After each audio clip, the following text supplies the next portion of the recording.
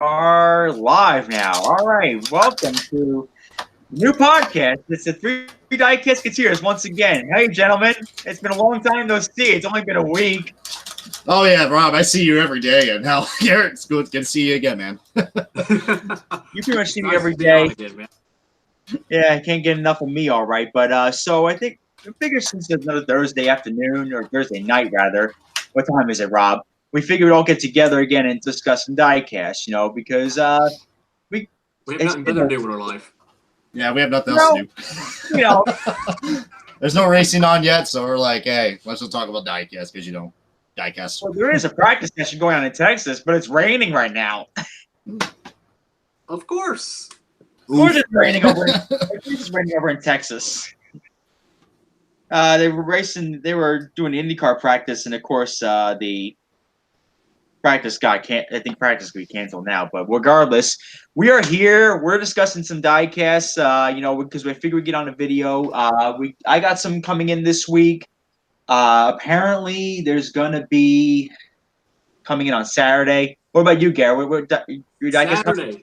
That's the big day. I got I think 4 diecasts coming in: Keselowski, Harvick, and one more, Hemrick, Bass Pro Shops. Ooh, that's a nice one. Exciting times coming on our end, boys. Let me tell you that. I just ordered a few more myself too. I think as long as the post office cooperates, I think I'll get those 2 Saturday. But it's the United Piss Service, so of course they're gonna be slow as crap. It could be worse. You have UPS. Hey, I've noticed FedEx likes to throw boxes, so I like UPS more. I got a love-hate relationship with those 2 companies. FedEx just loves to throw my packages. I'm like, no wonder I don't like Denny Hamlin. Hamlin, oh. Well, it's a victory success for me because you guys probably know what my 2 pickups are. Finally got these bad boys. Finally, after after all the months of stressing out, finally. And I still got my late than never. Oh, I thought I was going to have to sell my soul for these or something, or an arm or a leg just to get one of these freaking trucks. Because, dude, oh my God, I was literally just at Walmart a few minutes ago. And still Wave 3. They had the Larson car, the Bowman Valvoline, a crap load of Chase Elliott Napas. Like, talk about pig warmers. Yeah, a crap load.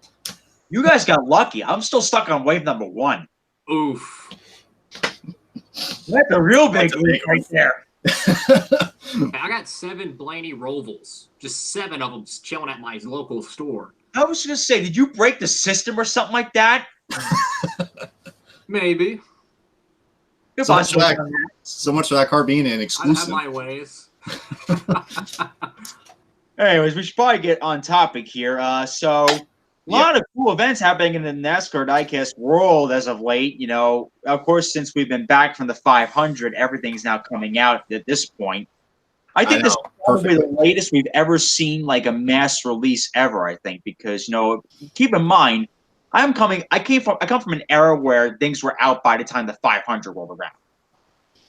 Yeah, that was impressive. I mean, yeah, give Greenlight Collectibles credit. They managed to get every single car out besides a few, like the Pagano DXC car and the Zach Veach 118. Well, you could thank Gamebridge for that one. They didn't order enough of those things. And guys, that is the title sponsor of the Indy 500, and they couldn't get the 118 diecast during the 500. Let's not only order a few diecasts. They won't sell. Yeah, let's just do 164s. Anyway, speaking of 164s, so I want to discuss the new releases because we're getting some coming in later this week, but I figured just make a couple video ideas. Let's do a podcast about it. Let's get our thoughts about it, gentlemen. So the one I'm really looking forward to is the Martin Martin throwback. I don't know about you guys. That's the one I'm really looking forward to. Yeah, that's a good one. Mm-hmm. Actually, interesting. I actually thought that car was canceled in 164 scale, but I guess not. I really, because I remember back from the dead. For real, yeah. It really did come back from the dead because I thought. Didn't you post that it was canceled, Brian? Yeah, I remember that. I was like, was that car canceled? I'm like, is Lionel trying to screw up my system now? Like, what's going on here? Fake news. Yeah, fake news, yeah. Diecast news is fake news. What else is new? Come from the guy who just started doing it a month after, so it's all good, though. Back in the A game now. We're all good. But that's the one I'm looking forward to because, I just like the classic car series. I really wish they did a lot more of those. You know, Yeah, like to me, they don't do enough of that. Like and the quality of those are very nice. Like I have the DB and Arca car that I bought on the Plan B Sales Black Friday sale. Dude, that car is amazing. the quality of those cars, for whatever reason, I think is just immaculate on those damn things. Mm-hmm. With a special mold, I think so. I feel like they do a better job with it. I think it's the older molds that they use, but they for some reason they do a fantastic job with those. I don't know why, but I love those classic cars they do. But out of all the new ones, I think that are the really like the ones I'm looking forward to as far as the 2019s are concerned. The PPG car is obviously one of my personal favorites. I mean, same, bro. FYI, he got that shirt off of Twitter, by the way. That is not for sale. Actually, I think it might be on sale somewhere. I mean, who knows? I mean, Body Armor might have had a lot of these shirts, so who knows? But yeah, that was hell. It looks vintage. That was cool. It does, yeah. I mean, Blaney's got that, that vintage vibe look going on, style. That's the word I was looking for. Yeah, so. I really like his Wrangler car from this release. The all red car with the same Menards livery to it, but it's red. Mm-hmm. It could look a little bit more better without those playoff emojis and green spoilers, but supposedly he's running that same scheme this week at Michigan, so maybe we'll get a pre-order of that car, hopefully. Really? If it doesn't get canceled, because you know how diecast have been, it's just forget about it. Speaking of cancellations, we got some unfortunate news, don't we, Brian? Yeah, this is some breaking news stuff that we got right here, guys. So breaking news, yeah. Yeah, right. Diecast fans are probably beating me to it. But we got 2 new cancellations that literally just came out this morning as soon as I waked up at the crack of dawn. And by that, I mean 12 o'clock in the afternoon. One of them is a 160. One of them is actually a Cup car. It's Bubba Wallace's U.S. Air Force car. That's gone in every single scale. It's not going to be made at all. So that's that. Really? And another truck's been canceled. I wonder where could it be? It's my boy Ben Rhodes, the Carolina car. It's been canceled in both scales. Isn't it bad that I'm his best friend and I didn't know who his damn favorite truck driver was? Well, I mean, I never told you, hell, and I just I'm starting to get more into the truck series now. So I've yet to see a truck diecast in my stores. I'll tell you that. Well, because I'm still stuck on wave 1 like a schmuck. You mean these? Yeah, rub it in, pal. There's some cool molds. I will admit, there are some very nice molds. Mm-hmm. How is the casting, my friend? How is it? Like when you hold in your hand, how is it? It's much heavier. It's got generic some mold.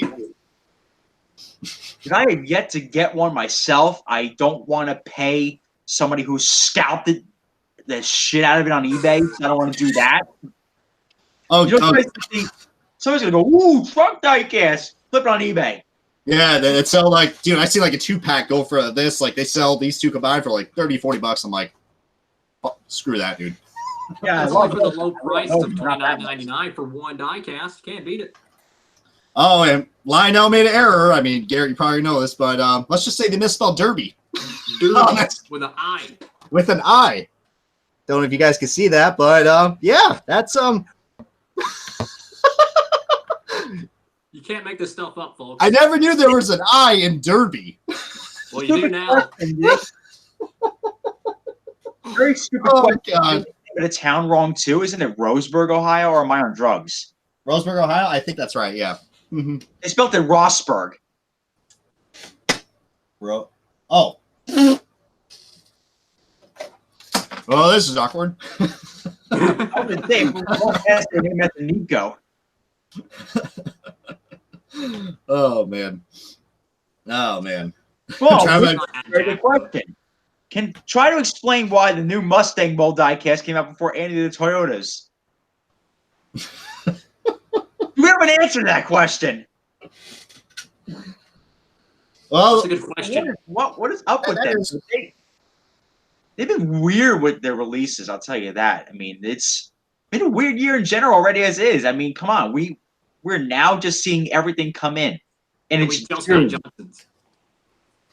It's true, for God's sakes.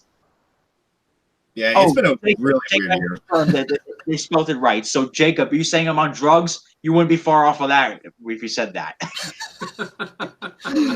Oh, man. And it's almost bad that would have been bad if they misspelled that, but then again, hell. They did the same thing with the Chase Briscoe. They did the same thing with the Chase Briscoe Roval win. Apparently, the Roval race was at Rossburg, Ohio. Wow. From the trading card. Oof. That's where I got it from, probably. But back to what we were just talking about with the new releases. We also got Daniel Hemrick's Bass Pro Shops. Yes, that car's a beauty. Hell. I'm What do you think surprised of that was not like. I'm surprised that wasn't the first car that was released. The Liberty National car was the first Hemrick car released. So I like back to what we said about how it's been weird how Lionel's been releasing these cars. What I have a problem with is that it's their distribution process in stores, which is what our friend Diecast Buffet's got a problem with over here. Mm-hmm. Yeah. Like, Somebody famous ran about it. And don't even get me started on it, man. I can go on for an hour. We'll be here for a while. We'll be here for a while. Yeah. And also the way they release the products itself. Like, in my opinion, this is how I would run a business. Like, if I pull something on, June 6th, that's going to get produced before whatever's pulled on June 18th. Or whatever's put in the production line first. It's like, I find it weird. I don't know what the process is for how they develop these cars, but it's weird. I agree. Oh, it is. It's a very weird process that we simply have no idea what the hell is going on. But I guess we just play the nice waiting game and see what happens. But hey, it's been a bunch of weird months. But glad we finally got some diecast, because God Almighty, if we went another month without diecast, I think all our channels would be dead, or the whole diecast community will be even deader in general. It's like now we're starting to surge a little bit more. Now we're getting more stuff coming in. We got more videos to make. I like making these videos, these reviews, because it's like outside of photography, it's the only real thing I have time to do. I do a 5-minute video. I show up and yap for 5 minutes, and that's it. It's simple, Very simple. I love doing them. That's what we all do them. So, also, Merry Christmas from Lion. Now we're getting an ugly sweater car in this release. Someone cue the SpongeBob Christmas. Not Christmas song, the striped sweater song. God Almighty! I have like Squidward at the register. I love that episode. Oh yeah, Chris's episode is also good too. Yeah, I was thinking of posting a meme on my YouTube community page where it says everybody on a Friday and it's Squidward dancing, and it's me on a Friday with him looking miserable holding the canned bread. Yes, that would definitely be you. Literally, that's me on a Friday. I'm exhausted. I'm shot. Yeah, that was me yesterday. Like, as soon as I got out of work and came here, I didn't even say anything. I'm just like, bed. No dinner, no shower, just bed. This is why I'm doing my reviews on a Saturday, because I get a full night's sleep. I get all energized. I'm all excited. I can film all 10 or 12 of them I got to film. Because not only got to film those 118s over there, I got to film the 164s. I got to film the new ones I just got to get Saturday. The new ones I'm probably going to get Saturday. If not, it's probably going to come in Monday, which that would suck. But no, that's what I like. That's why I film on Saturday, because otherwise I come off from work, I'm shot. I agree. I hear, man. Hell, you need a lot of energy and motivation for those videos. Yeah, trying to review a diecast when you're really tired. It's not fun, because your voice is like super deep, and it's just like, oh yeah, I got a 24 here, and it says Exalta, and just. And it just drags on and on, and it's just like, all right, someone's gonna fall asleep. So my friend Jack from just review half my stuff. My friend Jack from Pocono was like on Sunday. He goes, Rob, in some of your reviews, you're so unenthusiastic now. I'm like, well, yeah, but I'm shot. Try working for 9 hours and then go home to do a review. Yeah, you wouldn't make it either. Yeah, it'd just be like, bed, come to me. That was me earlier. I wanted to fall asleep so badly. It was terrible. Oh, yeah, man. Somebody mentioned the Alonso car. My friend Garrett. Yeah, the other Garrett. That I think there's still 40% off of the Speedway's website. Oh, they are. So you can get a diecast, a green light diecast, for like $5 or something like that. Crazy. Diecast for $5. Nice quality too. Oh man. The funny thing I realized when I was at Pocono this past weekend. So when I was at Pocono, the first thing I realized that I was back to civilian life and not a bronze badge holder anymore. Oh, here we go. At 7:50 in the morning, I was like, 10 minutes before the gates open, I can go in, right? No. But a bronze badge, you can get in an hour early, you see, Sam. I see. I couldn't flash off my little bronze badge and then open the gates for me. Oh, it doesn't work in this place, you sucker. And the thing was, too, I went to the haulers, $10 a diecast. Wow. That's the same price as a green light car. Oh, Lord. I have to whip out the wallet and be like, oh, I got an IndyCar Nation. Oh, never mind. Do I get it? Oh, wait a minute.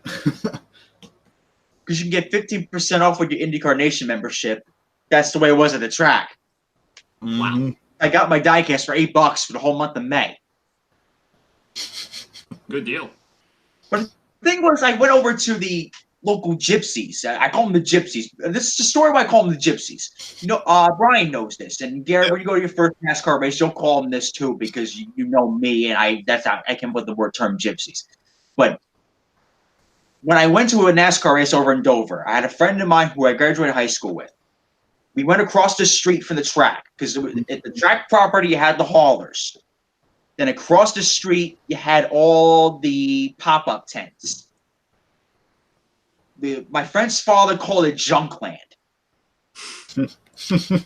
I wonder why. And my friend revised it, and he called it Gypsyland. So ever since the 2012 Dover Spring Race, it has been forever known as the Gypsy Tents. So when I say go visit the Gypsies, you got to visit the pop-up tents. Yeah, that reminds me of when we went to Watkins Glen 2015. And when the track was like kicking out all the gypsy tents, I was like, save the gypsy tents. Luckily, the Gypsies are kind of back on the property now, because Thank God. Pocono this year there were 2 gypsies on the property there. Hey, better than what it was before. Better than none. Yeah, so we went to the pop-up tent on the track property, and I picked up the diecast for $8. Go support them, because these guys go all out, and they go from track to track selling this crap. Excuse me. And these guys, they make a living out of it. It's not like you're paying for some corporate male body parts suckers third vacation home at the hall. Yeah. And picks for Texas time and Pagano, baby. Pagano, and I mean, Hinch has been usually good at Texas, so I'm hoping hell. He still would have won that race. It's going to be Indy 500 round 2, and Pagano's going to go for 2 for 2 against Rossi. Now, I mean, and Garrett pointed this out. Let's just hope he doesn't wreck the car, because we've seen that happen. Either at Texas or Pocono, the 500 winning car wrecks. Happened with Hunter Ray. Happened with Dixon. I'm hoping it doesn't happen with Pagano. Hoping. Is it worth getting special passes for NASCAR? I think you have to know somebody to get special passes, I think, for NASCAR races. Except like Pocono. Pocono, I got pit passes, and they were really valuable. They were really nice. Oh, nice. I guess you usually get Smoochy someone tiny to get those passes. That's an inside joke we have, Smooch Tiny, by the way. That's an inside joke me and Brian have. We do, yeah. We have a lot, so. It is worth it. Like, if you want to go for some photos, like myself, I love taking photos at the track. I don't know about you guys, but Garrett, you're going to Texas later this year. First of all, the fact you're not there this weekend, you deserve to be slapped in the head. Just kidding. I don't need any more screws in my head loose. No, you're friends with me and Brian. Your screws are loose enough as is. It will only get worse. I don't know how we all. I'd love to be in Texas right now, like, though. But yeah, it's like, when you go to the track, man, first of all, shop for the gypsies. Don't go to those haulers because they'll overcharge you for everything. They're cheaper across the street, for God's sakes. I don't know where they are in Texas, but they're going to be somewhere on the property. Plus, I think the gypsy people, all the gypsy tent people, you can get a nice personal connection with them. I mean, hell, they truly care about the collectors. Meanwhile, it's all corporate stuff when it comes to the haulers. So, and they sell like official licensed stuff too. It's not like they sell crap. Oh, it's not like some Chinese knockoff shit like that. Like that. You saw Rob. You saw what David Lynn got with that Simon Pagino. Oh my god! Knockoff car. Oh, the 1992 Williams F1 car. I saw that car at the memorabilia show. I was like, what the heck? And I'm guessing that's where David got it. That was so bad, that Denver model. I have a Ryan Blaney version over there somewhere. Somewhere in that mishmash. Somewhere in this pile of shit I got over here. That's a spirit. Yeah, I got a real big spirit, all right. But anyone agree that Power is the worst luck in the series? Quite frankly, when it comes to a championship, yes. Yeah, when it comes to that, yeah. Hey, I say he's probably the most unlucky IndyCar driver that we got so far. His luck turned around last May, though. Oh, it did. Hell. This year was our turn. Oh, it has. Hell. I mean, hell. But back to our topic here, because this is how all of our Skype calls go. We go from topic to topic every freaking time. We usually do. Yep, just like that. All the beer. So Brian, you posted about all the Miller Lite cars and Kevin Harvick's cars. I think the Busch beer cars are always so nice. Yeah, those paint teams look pretty nice. How they haven't got old for me yet. I mean, they're still bright and vibrant, so can't go wrong with those. No, not at all. They got those releases. And of all the releases, Garrett, which one's your favorite? The one that's coming out? Miller Lite, Keselowski, hands down. I always like that, and not the ugly sweater version. No, I do not want that atrocity. Anything with a playoff marking on it can go straight in the trash bin. So I guess you also got one of those on the Wrangler car. Oh God, that looks awful. Oh God. Anybody got a red Sharpie? I just cross that sucker out. Then you'll have a big. Do some white out Sharpie like everyone does on Instagram. Mm-hmm. Well, like all the custom makers, yeah. Oh God. I just write on it with normal markers. Oh God. Speaking of playoff emojis, Ryan's looks like he's from Woodstock on his Wrangler car. He does, yeah. I noticed that on his Roval win too. Yeah, that's a bizarre one. So and also we got that, and a lot of race versions I see. Yeah, we do. Well, I mean, just back to the 160 stores real quick. I will say though that Jimmy Johnson Ally scheme, it's starting to grow on me. I didn't like it at first, but in the diecast form, it doesn't look terrible. Could be better, but it's not bad, I guess. I ordered it. I'm gonna do a review on it. Yeah, if it comes out in NASCAR Authentics, I'll review it and buy it. Oh wait, well, probably Wave 5 to be honest. Wave 5 confirmed. Let's get the hype going. It'll be here next September. For real. You'll announce Wave 5, but yet my store will just get Wave 2. Yeah, there's all those other people that are like, meanwhile, there's all those other people that are like, I'm still on the 2017 waves. I'm like, God bless you guys. Oh, I'll tell you what. Wave 4-2. What about that surprise DC solar car? That was surprising. Like when I saw like people, no, what was it? Who posted it first? Like, what was it? Wimmer 33 fan, I think, or was it? I think Burst Nathan did too as Burst Nathan, yeah. I was about to say it's either those two guys because they're the Lionel racing customers. And they go to the retail store. Hell, the retail store over. I wish I lived outside that store, to be honest. Same. Hell, I wondered when I got to the airport in Charlotte, North Carolina. I was like, "Ooh, I wonder if I can make it back in time for next flight just to get some more diecasts." You think that they would have some airport store over there? You know, they should, because I mean, dude, I love the Indianapolis store. That's in the airport. But wow, we're getting so off topic right now. But yeah, Wave 4. Wave 4. Yeah. What's all in that again? Anyways, I think you posted that, Brian. Believe me, Well, this wave came out in the month of May. I wasn't paying a lick of attention when it came out. Yeah, so of course we know the Kyle Larson DC Solar Clash car, hence / the 2019 car. The Brad Moffitt Chicagoland win 164. Well, that's nice. That's an interesting one. That Brett Moffitt truck. I mean, speaking of trucks, you know what? All these trucks are getting canceled. It's a shame, man. Hell, I'm not a big fan of the pre-ordering system that Lionel has. I think they should come up with a better system. I don't know what, but this has been a horrific year for diecast releases, pre-orders, and cancellations. It's not been good.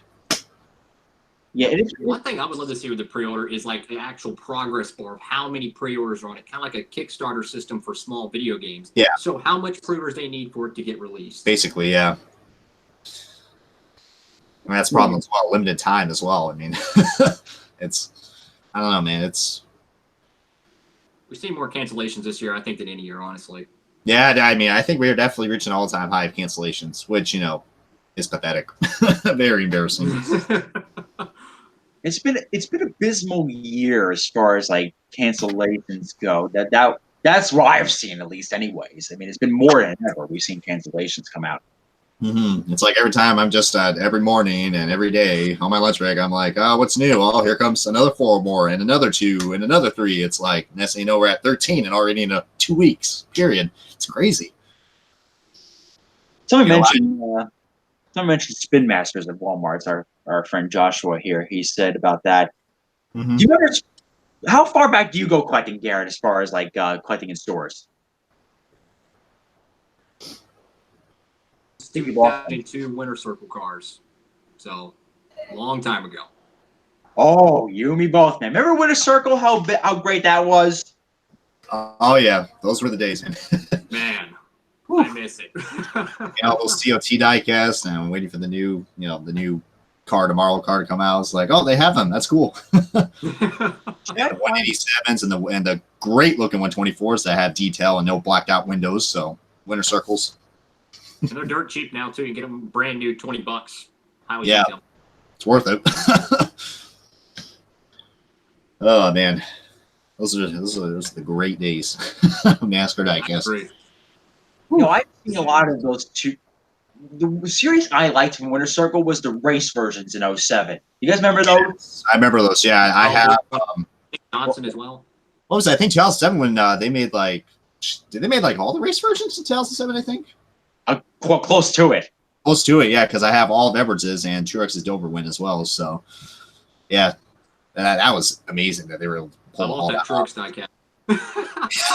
And somewhere here, I'm gonna show it off, but somewhere in the boxes. So front row.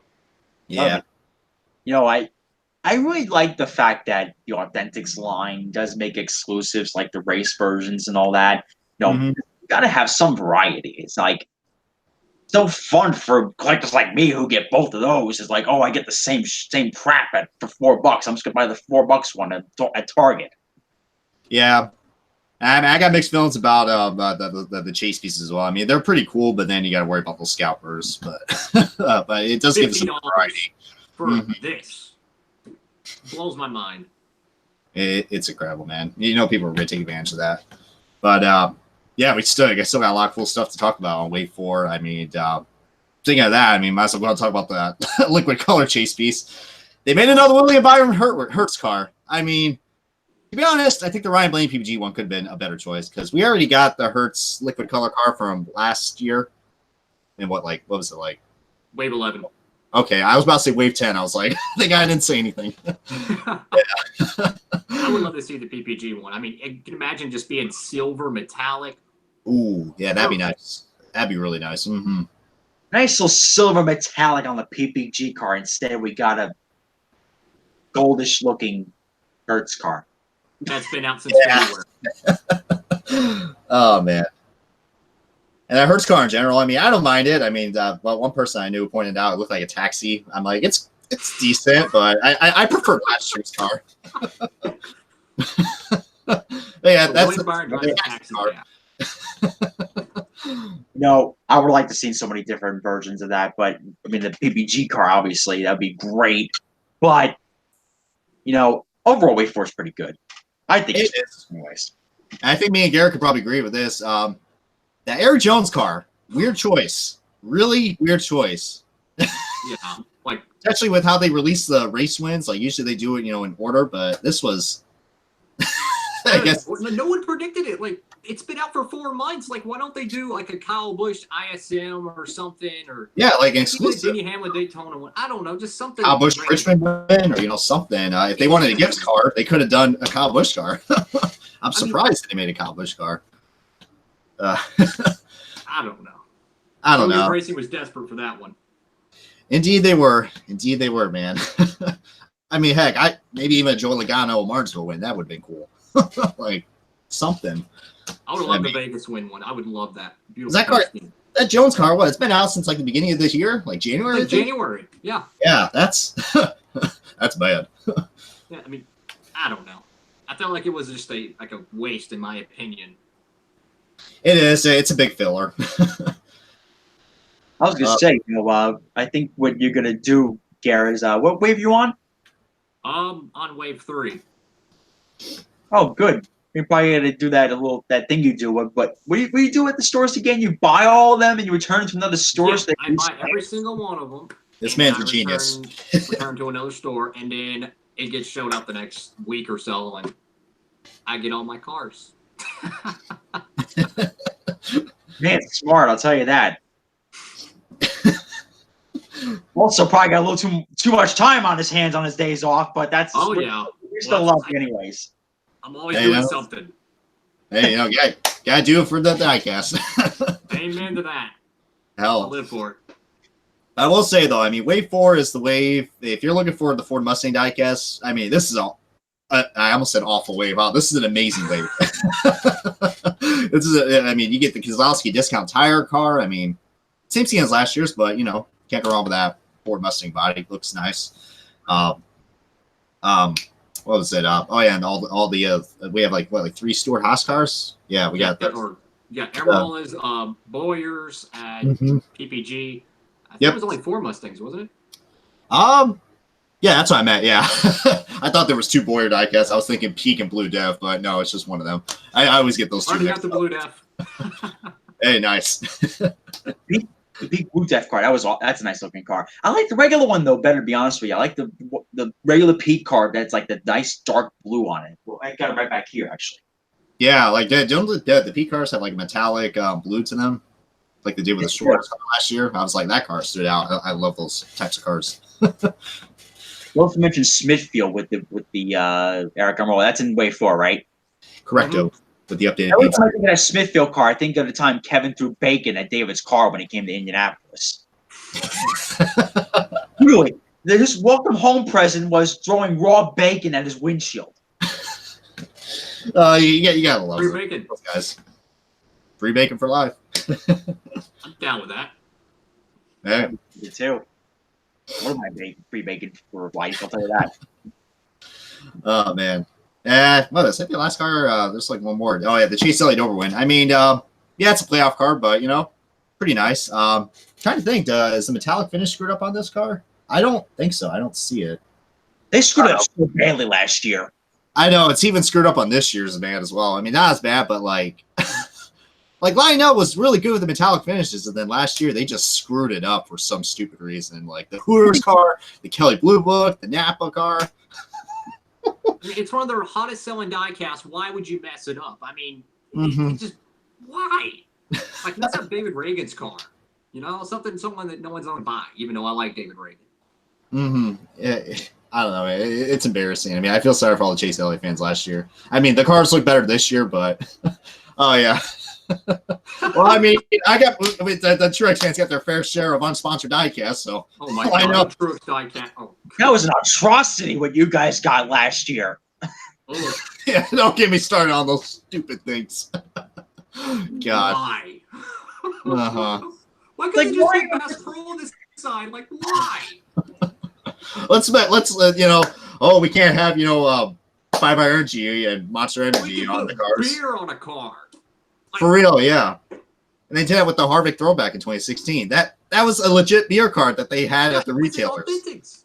Yeah. I was like, Lionel, you are not consistent.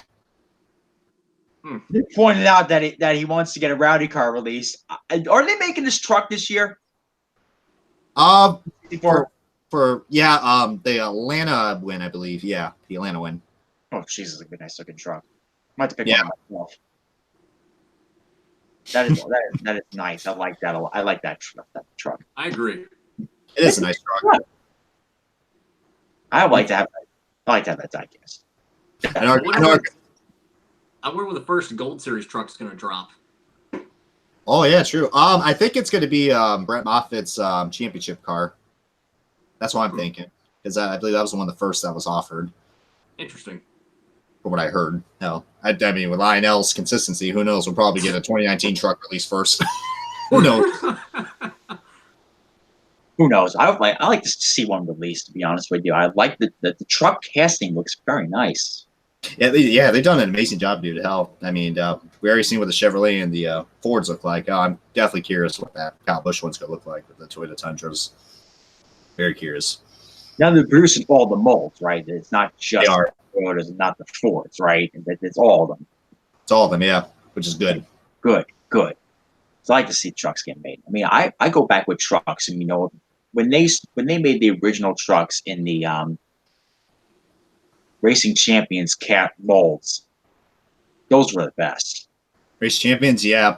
It was a nice, unique thing that they did was add the trucks to them. Mm-hmm. And it took them long enough to finally get the trucks made, but goddamn, they finally did it. Yeah, they did it. So, I mean, Lionel's got some good things in them. Just wish, they just, clean up their act. But, hey, at least we got our wishes. Hell. Yeah, and I want to fact check with a lot of zeros on it. Roger Penske's autograph on a blank check, but I don't get that, Brian. So hold it after that one. Well, the big man Howard Hitchcock is, getting all that dough. Somebody once said it was David's brother one time. We called up the Wind Tunnel show. Remember that old show, the Wind Tunnel, Dave Despain? Yep. Yeah. Dave Despain asked the audience, "What autograph would you want?" And David's brother said, "Roger Penske on a blank check." Granted, that's an autograph I would want too. I would write out whatever I want on that, and Roger would be able to afford it. Yeah, that'd be that'd be one hell of a surprise. Like, oh, the captain! Holy crap! You can buy your own NASCAR at that price. I mean, buy your own racetrack if you want. I mean, heck. Roger used to own 3 racetracks. I don't know if you knew that. Roger Penske used to own 3 racing facilities. It was Nazareth, I believe it, Michigan, and Fontana. Well, Michigan makes sense. Yeah. That's why if you look back at the history of those speedways, they had the old Roger Penske, Team Penske logo, because Roger owned that. And he sold it off to ISC.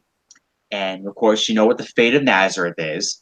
Nazareth actually is closed forever, because they signed a local ordinance that says whoever buys the track cannot use it for racing purposes. Yeah, it's a shame. That track had a lot of great memories. So that track is gone. And so much that I think like the last bit of it was actually burned down from arson. Oof. And I pass by Nazareth all the time when I go to Pocono. Yeah, that's depressing. Oh, man. I pass by Nazareth all the time, and I'm like, I would really like to go to that racetrack. If you really think about it, that track was only an hour away. I don't know why I didn't ask my dad to take me to a race when I was younger. Yeah, I don't know either, man. Hell, I mean, at least you had the opportunity for it, man. Hell, that's something. Now, with Pocono being up in the air now with the IndyCar race, I heard that if Pocono gets booted off the schedule, then Richmond's coming back. That's what I heard. I mean, that's got me interested, hell, for the upcoming schedule for IndyCar. So, and that would be cool. I wouldn't mind seeing Richmond come back, but I would not want to see the expensive Pocono. True, we need 500-mile races on the schedule. We do. But I will have to see Watkins Glen come back as well, as that was a good IndyCar race. Yeah. Man. Quite frankly, I would like to see that race come back and never leave. For real. I heard that they were that Portland was getting replaced. I was like, damn, that's rough. But Portland was a good race, though. It drew a hell of a crowd, though. We had to see the Friday practice. There was a line to get in the track. Oof. Wow. I mean, that's also good for the West Coast, because IndyCar doesn't really have that much West Coast coast. I can't say words right now. It needed the West Coast race over there. So at least they got Portland, so that's good. But I think as far as the diecast market in the IndyCar department is concerned, it's a good year. It is, heck. It's only going to be better, I mean, because Greenlight always has something up their sleeve, so expect some surprises soon from them. They always like to put out some late releases. My latest IndyCar diecast recommendation is if you buy the Pagano Menards regular car, can I send somebody to slap you upside the head that you get the 500 winner? Wait till November till that car comes out. I know. It's like buying, Denny Hamlin's FedEx car from this year and not waiting for the Daytona win to come out. It's like, What are you doing? What are you doing? I mean, unless you really love that paint scheme and livery, then sure. But I mean, I bought my car on the Monday before the 500.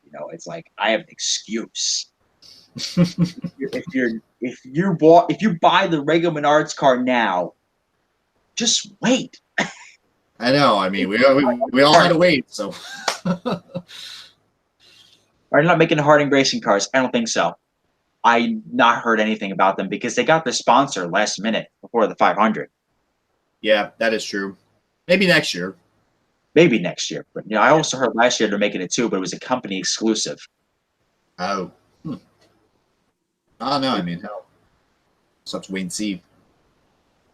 Most of the 5G car would like to have that made too. That Same. Michelle car. Oh, and the Shell V-Power car from New Garden. Oh, yes. That'd give me Elio vibes right there. So much Elio vibes. But I just think it was 2011 car every time I see that paint scheme. Man. Livery. I did it again. Damn. This is the struggle being a NASCAR and IndyCar fan. What I would really like to see is road course cars. Yes, that's something I approve Hot Wheels for doing. No, because they did that, way back in the day, and that was awesome. The CEO said, those cars aren't going to sell. What? I guarantee if you put out a road course Pagano car and an oval Pagano car, I think I'll buy both of them. And also, I think you two would notice more than I do.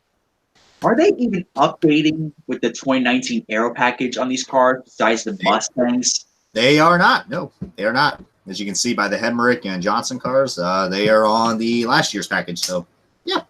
I thought it was just going to be a rolling change. Like, it was going to be like, okay, sometime when the sky is blue and it's Tuesday and Jesus come down and give the Lord's blessing, they get the diecast and they will write roll on it.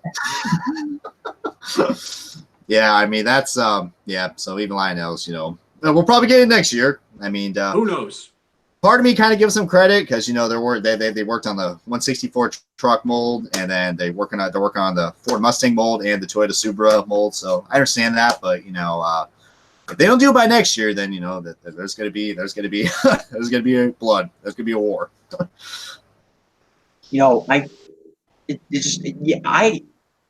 I give them credit because, it does cost money, and apparently, with the old COTs, with the old 2012, 2011 cars, the spoiler and the splitter were not molded onto the chassis of the car. Yeah, they were separate pieces. They are molded to the car itself. Mm-hmm. It would cost a pretty penny just to change up a splitter and change up a spoiler, even on 164. It's going to cost a pretty penny to do that, which I can understand that. Yeah. Nick pointed out here in the chat that I really would like to say, what kind of chemicals were these?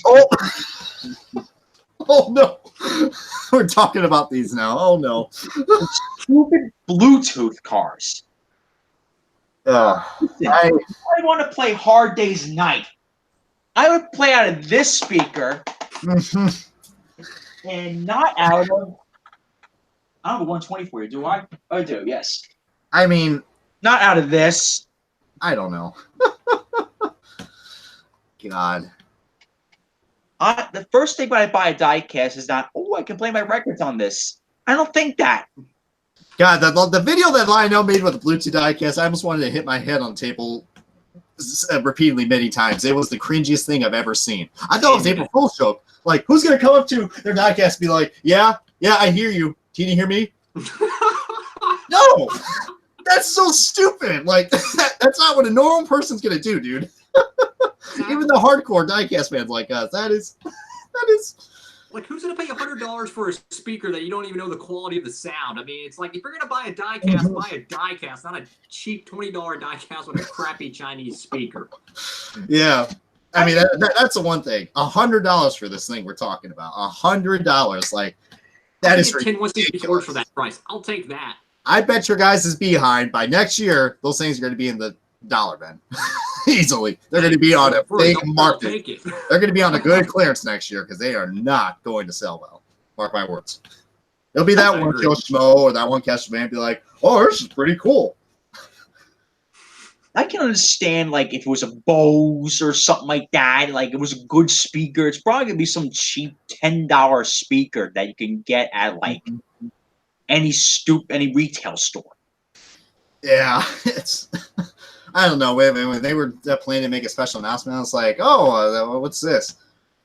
Bluetooth speaker diecast. I'm like, April Fool's ended a long time ago, guys. Oh, this is for real? Well, time to give up on life now. But yeah, we have quality issues and terrible 124s, but they're worried about Bluetooth speaker diecast for $100. That's what the holdup was. That's why we didn't got any diecast. I know. I see what you did there, guys. They spent everything on R&D on something that's not even going to sell.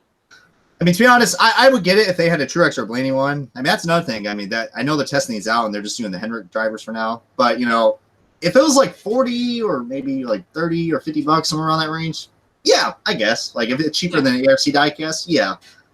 I'm willing to, you know, fork that out, but not $100. If it's $100, I expect it to be an elite diecast with the speaker on the bottom. Don't tell me how that's going to be possible, but hell, if they're willing to, you know, to create the next generation of NASCAR diecast, that was another cringy thing that mentioned. This is the next generation of diecast. I'm like, that generation died real quick. Oh no. Apparently, according to the chat, they got the speakers under the car. So could you imagine laying on a table? Better have a lifted suspension or something. You're gonna have to turn the sucker sideways to hear the damn thing. You don't know how fond of people are having their diecast being laid on its side. Yeah, that's not gonna scratch up the paint. But you got a Bluetooth speaker. That's all that matters, folks. Oh yeah. Priorities. I don't need any more help. To be honest with you, I think like a Bluetooth speaker helmet would be a better idea than a diecast. That would work out better. I think anything would be. God, I want to forget about those but you know it's gonna come out soon, and Lionel's be like, "Oh, it's here, the next generation of diecast." I'm like, no. And when I heard next generation diecast, I thought it was like, oh, they're finally gonna have to put open 164s again. Yes, I was thinking about that. I was like, Lionel, man, come on. But no, that's that happened. So yep. Yeah. When did they release those, by the way? Was that before we went on vacation? I think it was. Yeah, way before. I want to say April, I think. Somewhere around April. I think it was late April. Yeah, late April, yeah. At least the banks, Josh, where you can collect your money in it. True, yeah. There's some use for that damn thing. And they were Those still are actually pretty cool. The bank diecasts from way Mhm. back when. They actually had a key underneath it and everything. Oh yeah. God, the one I had was it was a number 60 Mark Martin when he drove the Winn-Dixie car. I had that. I had the regular diecast and the regular $20 diecast that you get at the stores, and then I had the bank that comes with it. And yeah, they had blacked out windows and all that, but dude, it was just so heavy and just it just felt nice to just have that. I don't know where the hell happened to it though. Somewhere in the great beyond. I think I have at least one bank. I think it's a. Did I have a rusty bank? I think I did. Mm-hmm. Probably. I don't remember. Yeah, those things had a lot of weight, and that was something great to have. Even some of them had rubber tires on it too. I was like, dude, this is nice. I wonder how light the new Bluetooth ones are going to be. Ooh. I mean, it's probably got some weight to it, but you can already tell it's going to be mostly plastic underneath. I mean, because there's no other way how they're going to put that, how they're going to transmit that speaker. You can tell when a diecast is like pure, when it's like genuine metal, because if you lift it up and it's a little heavier, then there's more metal to the car. Mm-hmm. When you feel a car and you can go like to plastic. And that's how you lift dumbbells, Rob. Hell, oh boy, I gotta put you back in the gym. Runt row. Runt row. The only workouts I get is being at the racetrack, carrying bags of equipment with me all around for 10 miles a day. That's my workout, pal. I mean, heck, if you guys want a good workout, hell, just go picture an autograph hunting with both of us. Hell, we'll get you going. All right. Pocono, Indy, you name it. We'll be, taking laps. All the hunting at the track is like, it's a workout. It's like, that's an athletic skill almost at this point. Basically. You're carrying all this equipment around, especially if you carry your diecast around. Because I know you, Brian, you're going to carry your diecast around. You're holding your bags like this, walk around the speedway for 10 hours a day. Just like the old days. Yep. And I don't know how we do it, but we managed to do it. I don't know how we did it either, man. But hell, end of the day, we got our stuff.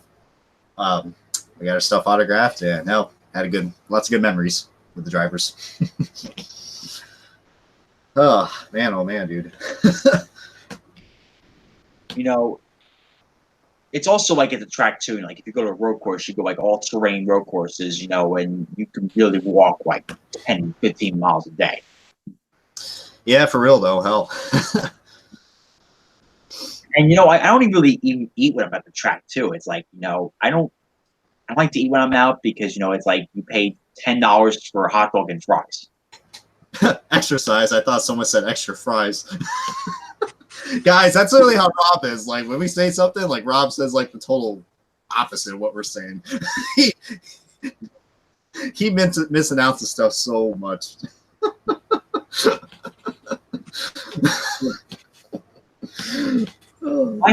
My hearing has become crap over the past couple years because I surround myself with race cars all the time, and after a while, my ears become shot. To make some of the Texas liveries. You would have loved 2012. 2012 was literally all the Texas liveries. 2012, they had the original Aero kit, which is the Texas Aero kit. Then in Indianapolis, they're like, we're changing it. Mm-hmm. And I said, well, shit, we're screwed. Yeah, so yeah. So I can give green light slide for that because they didn't know. That was funny that year because we're like, oh, it's a Texas Aero kit, the Texas race cars. Then in 2013, it's like, it's not funny anymore. Yeah, it's like, all right, time to get up with the times. Yeah, those were interesting times. I wish I was down in Texas this weekend, honestly. Same. I like to be down there, but not the month of June though. Month of June, I would like to pick a better time, honestly. But Eddie Goss just likes to have that race after the 500 because after the 500, there's so much hype. Then you go to Texas with even more hype. Mm-hmm. Detroit kind of takes it away a little bit. I kind of agree with him on that one. It does. I don't know. This year was the exception, though. Both Detroit races were really exciting. So I guess it's kind of starting to work out now how the schedule is. I just hope that they come up with a really good schedule next year. And, you know, Mm-hmm. the diecast market, yeah, let's keep up with that. Mm-hmm. That's when we get the new car in 2021. So, but yeah, anything else we got to discuss about the diecast news and world lately? I think we also got some race versions. oh yes, the renderings. What renderings would come out, Brian? There was a bunch. Like, I mean, oh my god. I'm just going out of the blue right here. I mean, we had Truex's Dover race win, the Sirius XM scheme. I mean, they already made it already. Already, yeah. Oh, this one's it's gonna get a lot of people talking. The Ross Chastain truck win, the Kansas win. I won. That's a beautiful car. I said car, did I? I said truck. That's what I meant. I keep doing that, damn it. Briscoe race version is sick. Oh yeah. Oh, Cole. When Cole met him at Ryan Rockman, I told him about it because I was like, "Oh, Trish Briscoe's going to be there." I was asking him about the golden shovel if we brought it to the track, but apparently he did not bring it. And yes, I am proud you could run into Penske and IndyCar. Good choice there. That's a good one for sure. Chase Briscoe. This is the thing about Chase Briscoe. It's like you're smart. It's good you have your NASCAR program, but it was smart for him to run with the Mustang last year in the Michelin Pilot Challenge. Yeah, that was pretty smart. Heck, I even noticed as well that some of the ThorSport drivers this year they're competing in some sort of series. Right. So the Mustang GT4 program always has the NASCAR guys in there because they technically run the Mustangs and in the Xfinity Series and the Cup Series. So they want to try to get all the 4 NASCAR guys in there possible. Like at Sebring, it was the ThorSport drivers. It was also I think it was just Crafton, Ben Rhodes, Crafton, Rhodes. Was it Infiger in anything? Or Snyder, I think. I think so. Yeah. The co-drivers. I think so, yeah. That was like majority of the ThorSport guys. Oh, it's pretty cool. That was very interesting. I like to see that. That's good that they do that program. But what was I say? Want to talk about Chilton skipping ovals? Yeah. Yeah, that was surprising. I guess the 8500 bump really got him down in the dumps. But great opportunity for Connor Daly because, heck, we've seen what he can do in great equipment. Like, dude, I mean, yeah, I mean, nobody. I'm surprised nobody didn't really talk about how great he ran at this year's 500. He easily had a top 5 car, easily. It was quietly fast. I think a lot of it with Chilton. Something fishy was up with that. I think there was a lot of politics inside of that. I really have a hard time believing he was all of a sudden afraid to drive ovals. I just have that gut feeling that something about that 500 bump is what got him out of that ride. That's what I'm thinking, yeah. Because I don't think really anybody besides Mike Conway in 2012 just suddenly backed out of ovals like that. Yeah, it's happened. Hell. I mean, it's happened. Granted, he could have been hiding that for all this time. But, good opportunity for Connor. I like to see him be behind the wheel again. He definitely, deserves a full-time ride. I mean, we've seen what he can do. He just needs a good ride. Did we ever tell Garrett the story about the Chilton car last year? How bad? Oh, yeah. Feel free to lay in on him. He got a good personal experience with them. So, Garrett, picture some idiot on the internet designing a concept car and lying out thinking it's the real product and they produced the damn car. I would believe it. It's Lionel. I mean, anything's possible.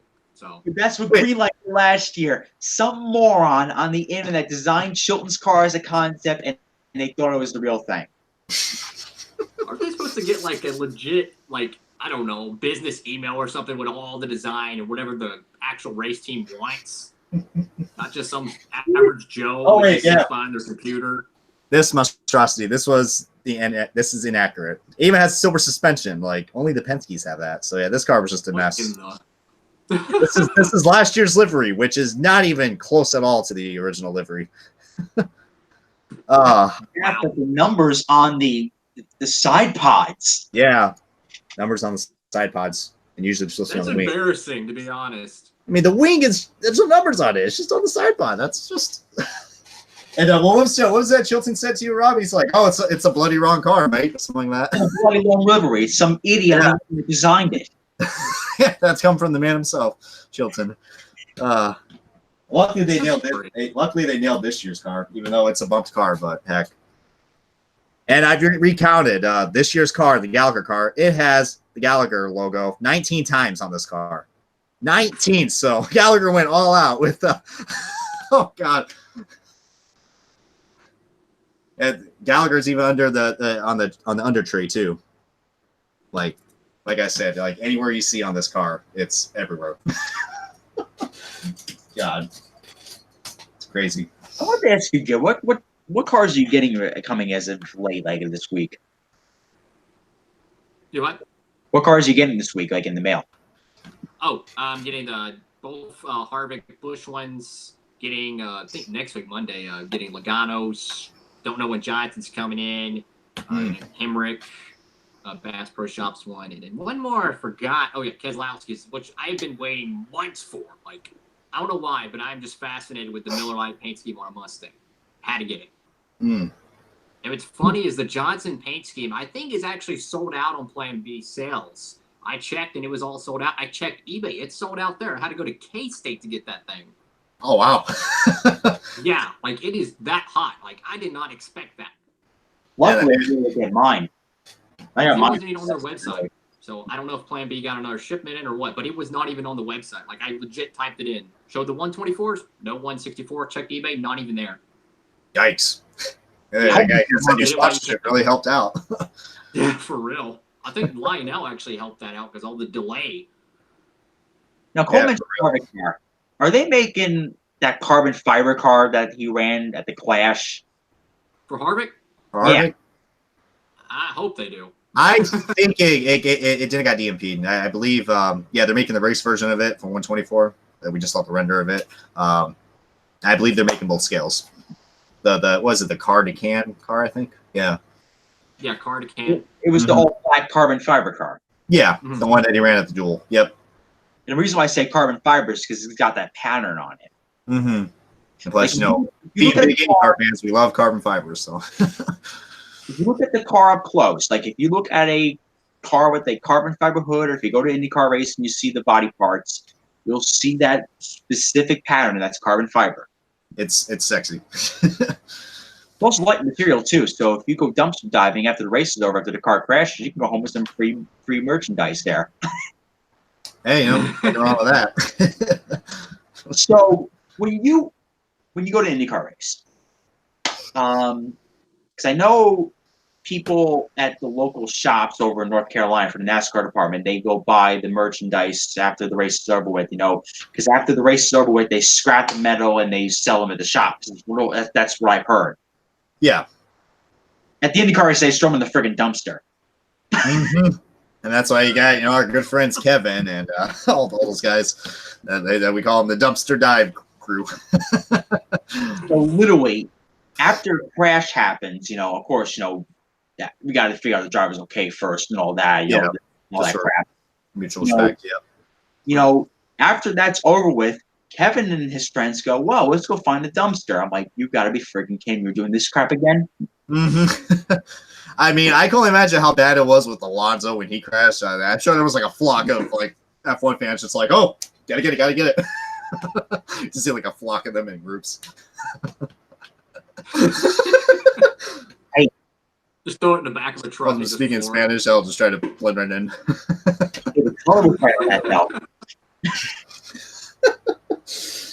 Oh man! And you heard they didn't get the color right either on the diecast. Oh, it's got to wait another day to get that made. Yep. Green light. Cancel all your shit mix. Take it back to the factory. Got to get it right. Won't be out in time for the 500. Yeah. But on a slight delay. You just might miss the show. Oh shit, we did. Pack it up, boys. Granted, though, I generally feel bad for anybody who bought the damn car on poll day, because literally on carb day it was like 40% off. I was one of those suckers that saw it at the airport. I was like, oh, I gotta get that, but oof, big oof. But oh well. People who bought the 118, people who bought like the Kamoa hats, people who bought the McLaren polo shirts. Oh, David. David, I'm looking at you. Come on, I'm just like David Land. I'm gonna laugh my ass off if he wears that the 6 hours. I'm like, you got some nerve, buddy. He hasn't been wearing it in his videos though, so I mean, oh, that's won't bust him for that anymore. If anybody's going to the Watkins Glen IMSA race, just look for two schmucks with a neon Pagano hat, and you won't even question who the hell that is. Yep, and I mean, heck, if he gets lucky, you'll probably see the three schmucks, me, Rob, and David. So, which by the way, yeah, we're gonna be at that race. I mean, where else would we be on the upcoming 4th of July weekend? Yeah, it was the weekend before 4th of July this year. Yeah, because 4th of July is on a weekday, so odd. really? It doesn't make sense. It's 4th of July weekend, and IMSA's in Canada that weekend. What? God. Hey. Yeah, because I think they're up in Mosport that weekend. Oh yeah, that makes sense. Granted, Canada Day is July 1st, so we'll give them that. True. Gotta rock the hat of Lime Rock. Yes, I will rock that hat. You won't miss me. I'm thinking for Lime Rock this year, I'm going to do the same thing I did last year. Is probably take off the Friday and go Friday and Saturday. Because I was going to go to Mid-Ohio. I'm still thinking about doing Mid-Ohio for the IndyCar race, but it's all got to depend on the money. Yeah. Trips aren't cheap. And if the money's not there for Mid-Ohio, then I'm going to substitute it for 2 days in Mid-Ohio and 2 days at Pocono. Whatever works, man. Like, that's the way I got to do it because, I got to admit, Mr. Noonan's very weak when he sees merchandise at the track. He overspent his budget at IMS. Same. I had just like barely enough. I was like, all right, see if I would scratch down some pennies at the airport. I try to be a good boy. I try not to overspend. But see, now that damn merchandise, you gotta get it. Oh yeah, I mean, I think I asked Rob or Garrett if you want to join on this. What are you guys' opinions on the overall prototype concept of the new IndyCar designed by Red Bull?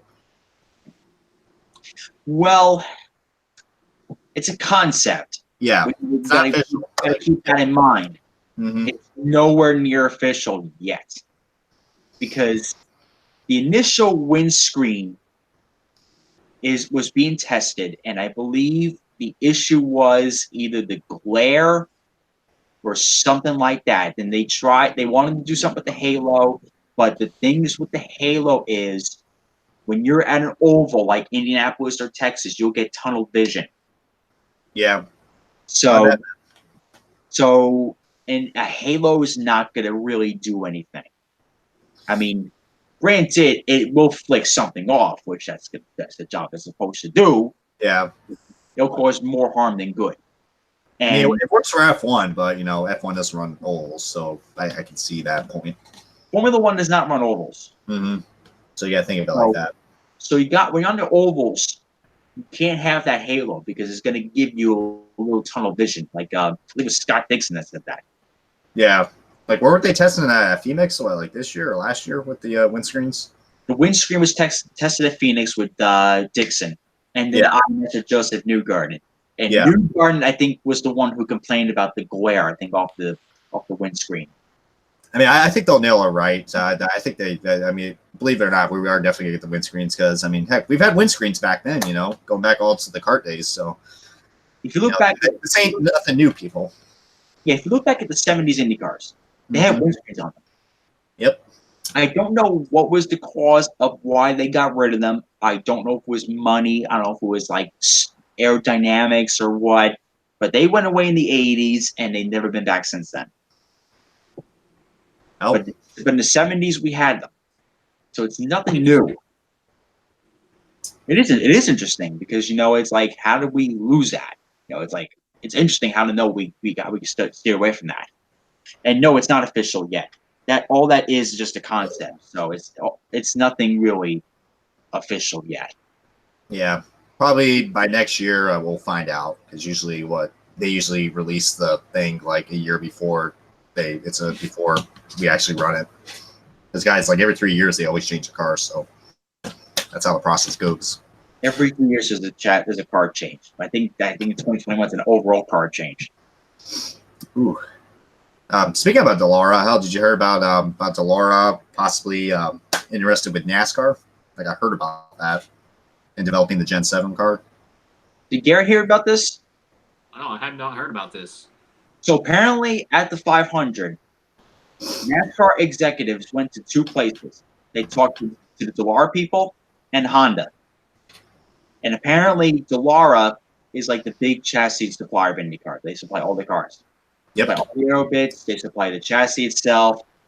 It's not the engine, not the electronics and all that. That's all depends on the teams and, of course, Chevrolet and Honda.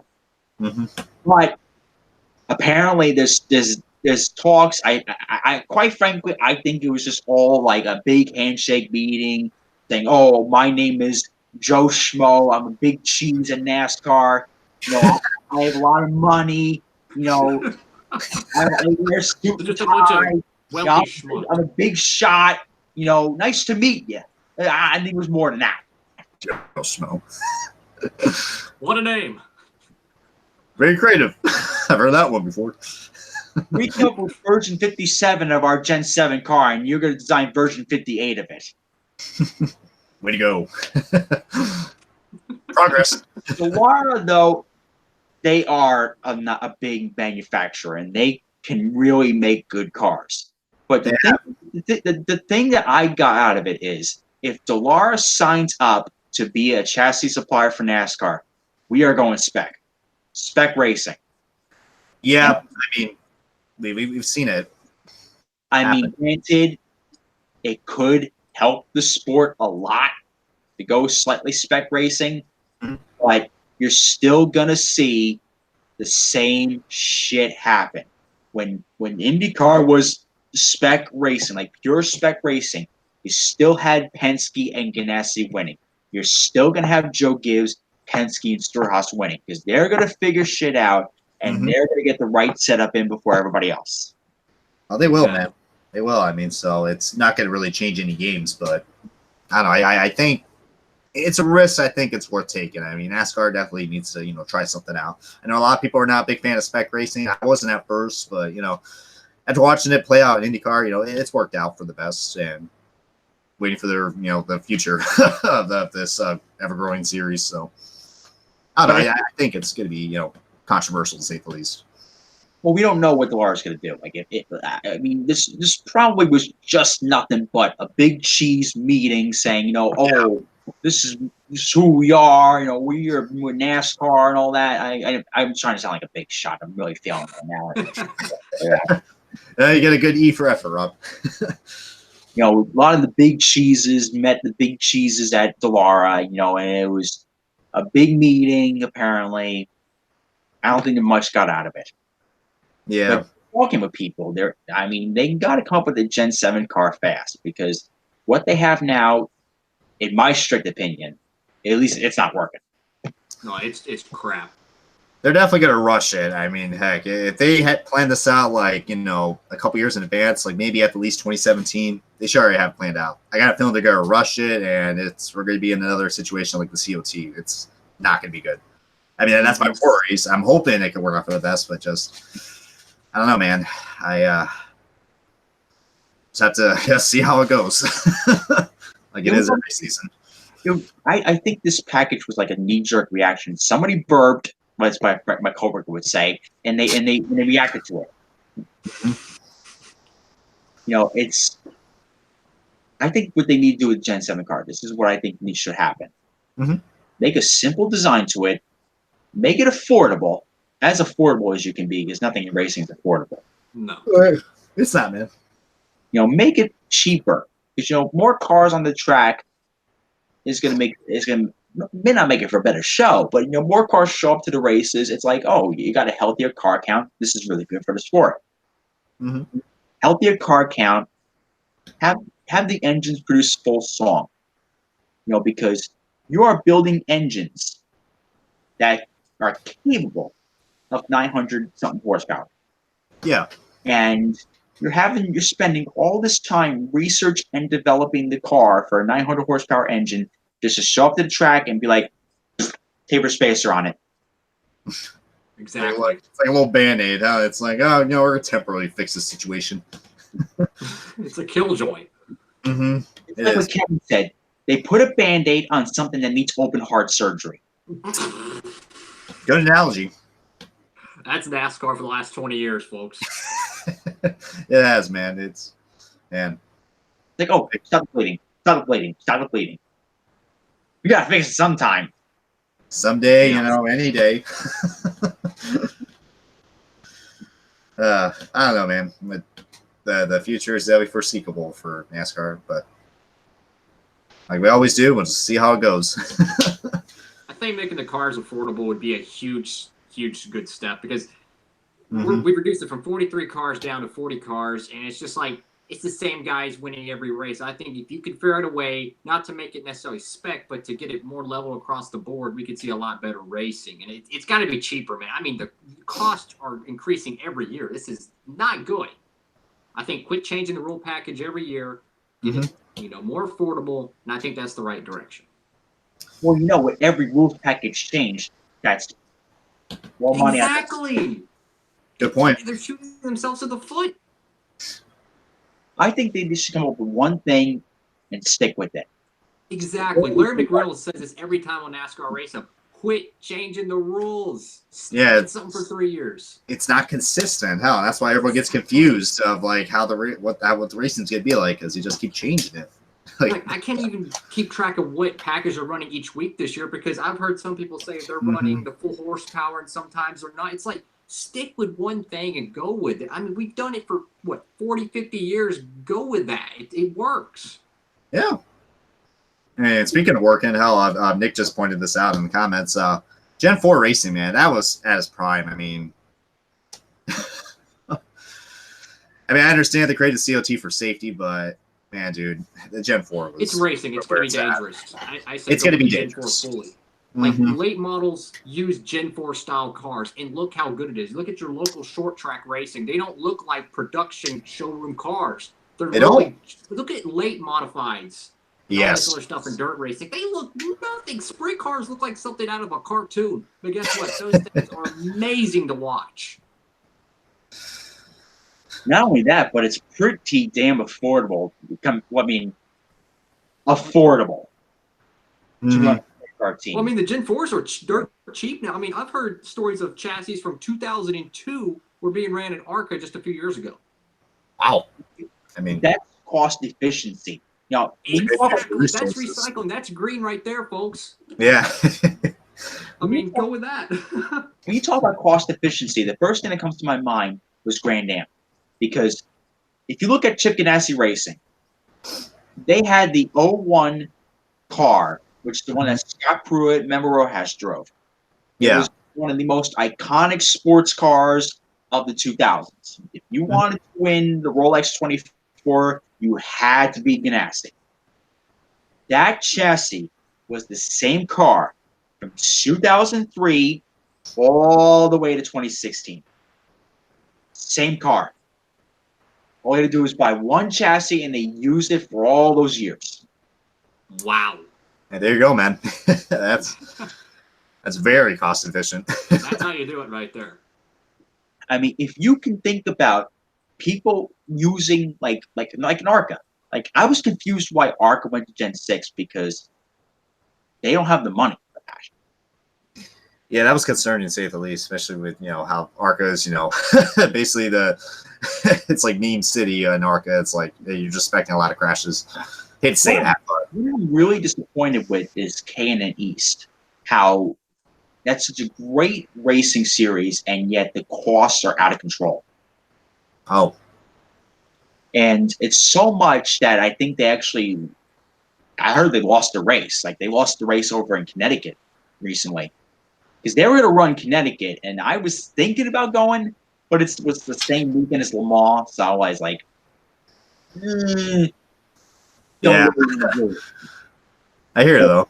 The race, and now they're down a race, and they got so few cars on the grid. Hey, it's a good friend, Derek Lewis. And he mentioned our nicknames. Oh, Lordy. Nice. Lewis. You get on here, Lewis. Yeah, Lewis. Come out of your shell and start talking about Diecast. I love that. Like the snail. Meow. Am I staying for the full 24 hours? I'm going to try. I'm going to try as long as, hallucinations don't play in a factor, but they usually do. So, what's the NASCAR race that Sunday? What race are they going to? Is it the off week or? That's their off week. Thank God. Yeah, I'll try it. That was a crazy one at Daytona. The good thing is that, first of all, it won't be a 100-year flood like Daytona was. They could have ran the race on the Weather Channel, to be honest. I mean, good God. That was biblical. That was just like, all right, we're gonna have a nice underwater race. Noah's Ark come off the back straightaway or something. I mean, my God. Oh man. Though, like the thing that kind of gets under my skin sometimes is when people make fun of NASCAR for not running in the rain. Because you can't run on an oval track in the rain. You can't. No, it's that's dangerous. suicide at that point. Really dangerous. Mm-hmm. That is extremely dangerous to run in the rain on the ovals because you are so close to one another, and the spray is going to be ridiculous. 2, the tires are not going to be able to hold up. I mean, you can have the best tires in the world. If you run on a high-speed banked oval in the rain, it's going to wear out, and you're going to hydroplane. Mm-hmm. Look at the travel during the 24 hours of Daytona. I mean, they were just wrecking everywhere. Yeah, it was a wreck fest, dude. It was crazy. And, we're going to stock up on Red Bull. Not me. I stick with coffee. Same. I don't drink soda, energy drink, something like that. I want coffee, milk, maybe sweet tea. I think I'll probably stock up on the body armor and Bang Energy. That's about it. I can't do Red Bull or Monsters anymore. That stuff's very unhealthy. I mean, as much as I am a Chase Elliott fan, I don't drink Mountain Dew anymore. So It was so weird to see Mountain Dew at IMS. Yeah, since there's literally like a Coke factory like right across from it. Like that was just weird, man. Really weird. It's for them to sell Pepsi products. Because it was weird because, the thing that's so strange is that they sell Pepsi products and what's across the street, a Coke plant. Exactly. It's like a Chevrolet dealership selling BMWs or something. There's a Coke plant, and they call it the Coke lot on the race morning. Mm-hmm. That reminds me of that M&M's thing I seen at Kentucky Speedway. What in the world was that? Oh yeah, it's like some sort of like new fan section or whatever. Like we're gonna dress up like M&M's and play in the infield and watch a terrible race at a terrible track. They got his cosplay as the red M&M. That's gonna happen. Mm-hmm. Before you know it, my friend, they're gonna start handing out free booze. It's only a matter of time. Oh, you want some Jack Daniels? Here you go. Everyone's gonna be just drunk off their asses, and you just see like a pile of M&Ms everywhere at the track. God, sponsorships, man, gotta love it. My mind is cursed now.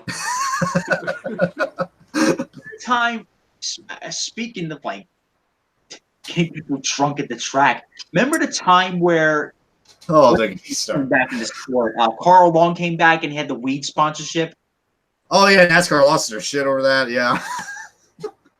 And then meanwhile, you get IndyCar. They had James Hinchcliffe had a CBD sponsorship with that energy drink he has. Like what sponsorship? It was like a CBD. It was like the first ever CBD sponsorship. The hell does that mean? CBD. It's like there's like 2 different parts of like the strain of weed. Like there's THC. Oh, okay. that's the stuff that gets you blistered and high, and then you get CBD, which that's like the medical stuff. Like it doesn't get you high. It's illegal stuff basically, from what I heard. So heck. Well, I'm just saying, like, if some weed sponsorship sponsored at the races, hand out free weed to the adults, and they get the munchies, and they go to the food stand right next to it. Exactly. Like, it's a win-win. Oh, food sales skyrocketed this weekend. Well, yeah. Derek, I will definitely buy you a beer if you come to Indy next year because you just turned 21. We're definitely sharing a beer together. Hell, we're not gonna get like this. I'll be 21 next year by the time Indy rolls around. Hey, join the party, Garrett. The more the merrier. Hell, we already got Indianapolis. That'd be great. We already got a big crew in Indy. That'd be great. Don't get too drunk and get lost in the snake pit. Oh yeah, you'll be dead. We get to go see Rutledge Wood. Yay! Okay. Hey guys, I'm milking a cow. Okay, I didn't watch the 500 broadcast. Rutledge in this snake pit this year. Sorry, I saw that video of them milking a cow. I was like, oh, it's Rutledge Wood. Let's just milk a cow at the IndyCar race. Like, why not? Drink milk. Well, nothing could be worse than what he had at the 24 hours. I mean, leave it at that. Okay, the monster's on fire. Let's go to Rutledge Woods sitting in the friggin' Ferris wheel. And having that awkward interview with Jordan Taylor. While he was getting massaged, and I highly doubt he was clothed underneath that towel. Thank God he was wearing a fire suit. I was like, whoa, this is straight up pornography we're about to witness. Rutledge, cut it, dude. that was so awkward. I think NBC did a better job with the Indy 500. But from what I heard, the commercials were awful. Like, it was like, oh, we only did like one lap in, and to commercials. Qualifying was just as bad as well. I didn't mind it. I thought it was actually pretty fair, to be honest, but maybe I just don't complain. I don't know. I'm at the point I'm sick of commercials now. Hell, I'm willing to give in and be that Joe Schmo and pay for the gold stuff. But I'm just like, no commercials? Okay, here's my $30. Take it. I heard the coverage was good. Like what I really liked about the coverage was Junior was really impressed with it. Like he actually enjoyed it. Like he was happy to be there. Oh yeah, no question. He seemed like he was. I think he was just excited for a new experience, and he was really shocked of just how different the sport is and what type of balls it takes to drive an IndyCar. Yeah, there's just so much pride and enthusiasm when you're at the Indy 500. Like it's just amazing, dude. I mean, yeah, you got your casual drunks there, but like everyone just gets along so well, and it's race day, and it's just a great atmosphere, dude. Besides the snake pit and carb day, that's all I gotta say for any of the newbies who want to join the 500. For the newbies, I would say, the day you gotta watch out for is carb day, because that's a lot of the college kids come there and they all get drunk, and that's the day where I hide in the garages and I don't come out for a few hours. That's when it's worth it. I mean, when you guys turn 18 and go on carb day, go to the garages immediately. And I could say, leave the track around noonish. No, I didn't make a pun right there with Rob. Oh, wait. But like towards the evening, I say get out there before rush hour evening, because that's when it gets wild. And that's when the concerts happen, and that's when it becomes the snake pit at Indy itself. Even if Bruce Springsteen or Paul showed up, I would not go to the concerts because it's so damn wild. Because you know what? If you go to the track on carb day, leave around like 3 o'clock and go to the Carbon Night Classic. Yes, the Carbon Night Classic. That's a great night to spend on carb day. It's all fun, like you got a good race. And our friends up in the grandstands played a little game while the race was going on. They called it Spot the Noonan. Yep. Or some schmuck with a bright neon yellow hat is in the infield area shooting photographs. Well, when you saw him just take a left, like there he goes. He's in the backstretch. Now he's in turn 3. Now he's in turn 4. He's by the pace car. Robbie, steal the pace car. Come on, you're like a few feet away. We're about to place bets. Love your Blaney poster. Believe it or not, Lakin, that is actually I got one of those speed crates. That's actually a towel. So I'm cheap. Really? Dude, yeah, I want that. That's a pretty damn cool towel. Dude, I want that. Yeah. fly one of those flags at the Speedway this year. I wanted to do it, but I couldn't. Reason. Same. I want to get like God, I don't know. I would like to get a flag, but like how my roof is like slanted, but that'd be kind of cool. Get like a Truex Championship one and that pageant one. Now that was pretty cool at the Penske haulers. If I were to put a flag up here, the next call you'd be getting from me is from my hospital bed. Well, I would take a massive fall and break something. Uh-oh. Someone to have life alert. I knew Derek was going to say that. Okay, so a little funny story about the 24 hours. So how I said I mean, when you're up watching the 24 hours, you tend to, start feeling weird and hallucinating, even if you're stocked up on Red Bull and Monster Energy and Rock Stars and all that wonderful stuff. For me, it was like Snickers and Monster because, So it was like, God almighty, dude. It was like 2 or 3 o'clock in the morning, probably. Derek Lewis probably backed me up on this. And we were all just like mumbling, and everyone was like, "What you doing, Brian?" And I'm sitting there just, slobbing over. I'm just like, I'm staring at my top wall. And everybody's just like, "What?"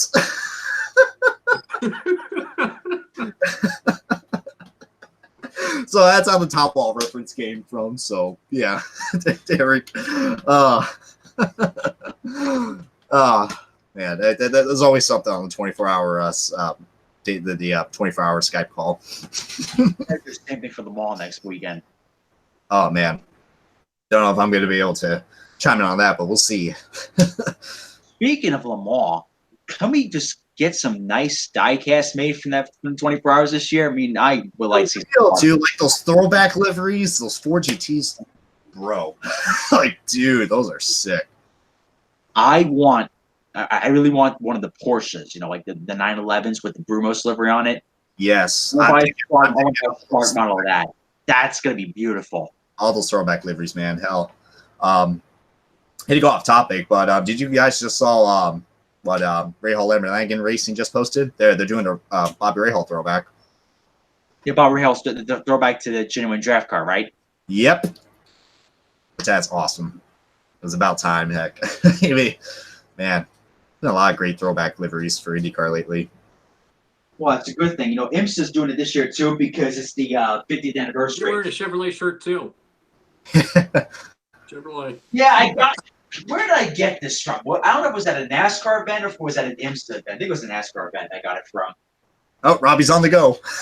Oh boy. Because the ones from the IMSA event were just the Corvette ones, I think. Mm-hmm.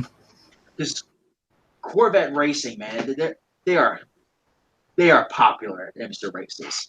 Oh yeah, like the 2 cars that you'll notice right away for GT Le Mans. First of all, I think GT Le Mans, in my opinion, they have the best sounding class of cars because the Porsche does stand out very well, and the Corvettes as well. 4GTs, they got a distinct sound too, but the backfire that the Porsches make, man, it's just sex. Yeah, the thing with the Corvette is, though, they're changing the car next year. I'm curious, but I'm not going to be happy because, I'm so used to that, that Corvette, grunge sound, if I had described it like that. The Corvettes really make good sounds, let me tell you that. For real. If you guys haven't been to an IMSA race yet, I think this is the year, man, because next year it's going to be a weird one. Not seeing 4GTs. The Corvette's going to change. It's going to be a weird one for sure. But we said the same thing. What's up? What? Are the Corvette's going to the mid-engine for next year, or? Yeah. I believe so, yeah. Mid-engine V6s next year. Mm-hmm. And I don't think anybody's going to sell it for anything less than the V8, to be honest with you. True. V8's where it's at. As long as they don't go to hybrid, hell, that's all that matters. Electric Corvettes. Nope. IMSA, what's that now? It just like fade into it. Just like dust away.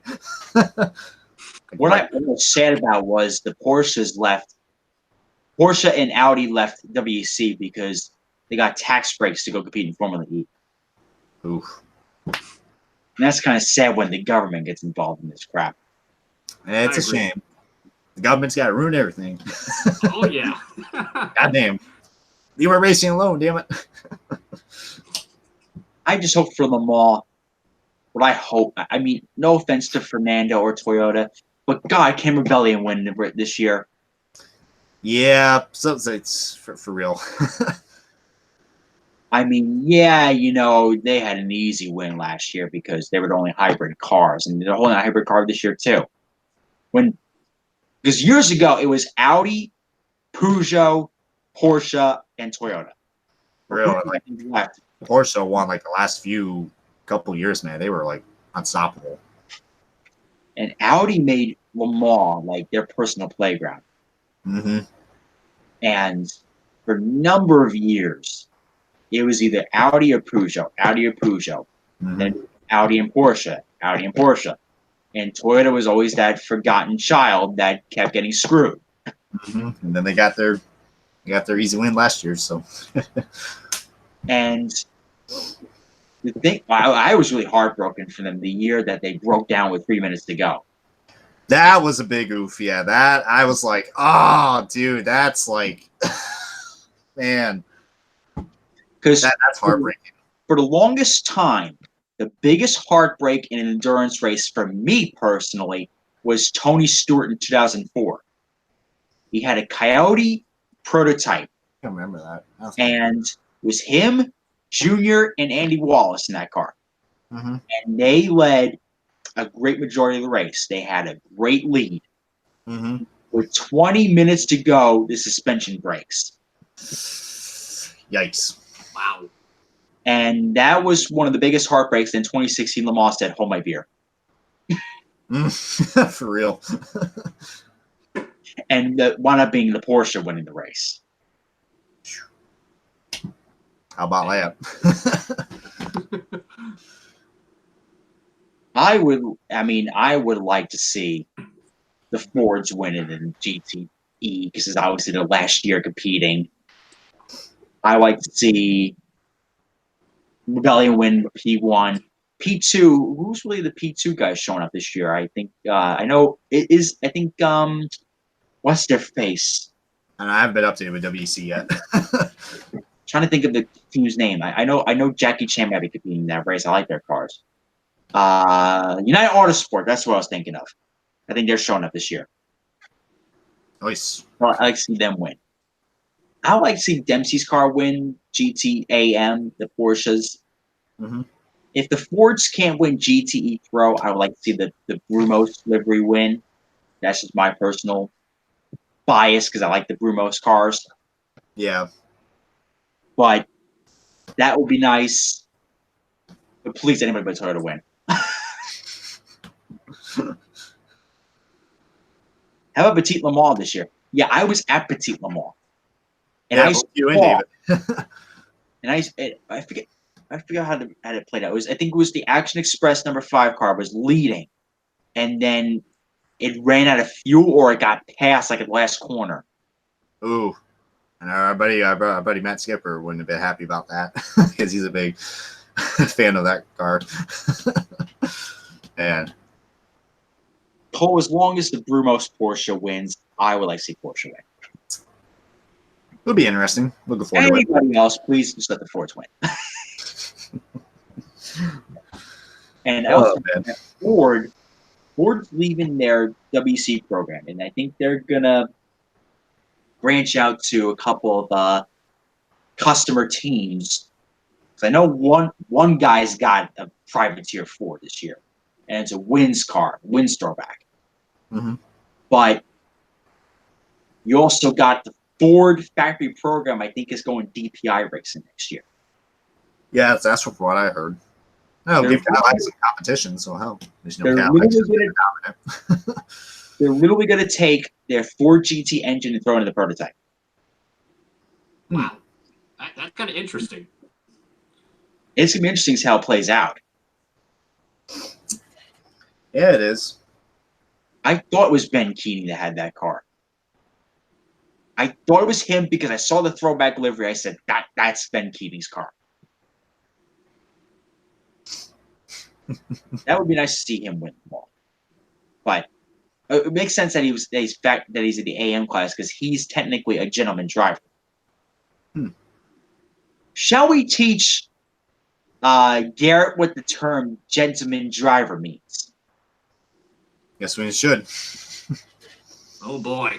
We're going to teach you a sports car term that you damn well know it is in NASCAR terms. This the pay driver. Brandon Jones. Michael in it. Brandon Jones, yeah, Paul Menard, gentleman drivers. Except the gentleman drivers are more like businessmen. They're more like they're rich themselves. Like they're not. It's not like their fathers paid for the car. Like the guy who owns Sun Energy One. Kenny Hubbell, yes, he's a gentleman. Because he owns the car, and he's a driver, but he's the silver gentleman AM driver. So technically, he's legal in that class because in GTD competition, you have to have a pro driver and an AM driver. So technically, Kenny Hubbell is the gentleman driver. Interesting. Oh. It's quite interesting how that played out. And we asked him if he was doing more NASCAR races, but he doesn't want to do that. He's not doing that anymore. That's funny, and that explains why you don't see Chase Elliott drive that Synergy One scheme anymore. I called that Watkins Glen livery because we saw it, Brian. We saw the car change on the Mercedes, and I said that's going on Chase Elliott's car. And it did. And luckily, he got his first win out of it, which was cool. And we're short of a Watkins Glen. Oh man. I mean, granted, it is a nice looking livery. It is. That chrome blue, man, is beautiful. It does stand out. I got a question for y'all. Who's the best driver in this game? That was from 2003. I think so. It was released 2003. Best driver in this game. Well, DeFerrin won the 500 that year. Elliott was damn good that year. Was Tony Kanaan in that game? I think so. Kanaan? I think Kanaan might have been that game. I think. Yeah. That'd be good. Yeah, he was. Those are the guys. But that was 2003. That was kind of before really when things started getting good. The 2005 version, I think it's Xbox only, I think. I think I hit for the PS2, but it's outrageously expensive. Like the only one I seen was like $50 from Germany. I was like, yeah, I ain't paying that. Yeah, holy crap. Yeah, that's why I got this one for $10. I was like, dang, I'm taking it. I remember when I bought that game. It was literally after the 2009 500. It was Memorial Day. I bought the game, and I played this as the day the Coke 600 ended. Talk about a doubleheader. I literally watched the Coke 600 end, and I said, I'm putting the game in. And I put the game in, and I played it. Granted, though, that was the IRL. And that game was fun.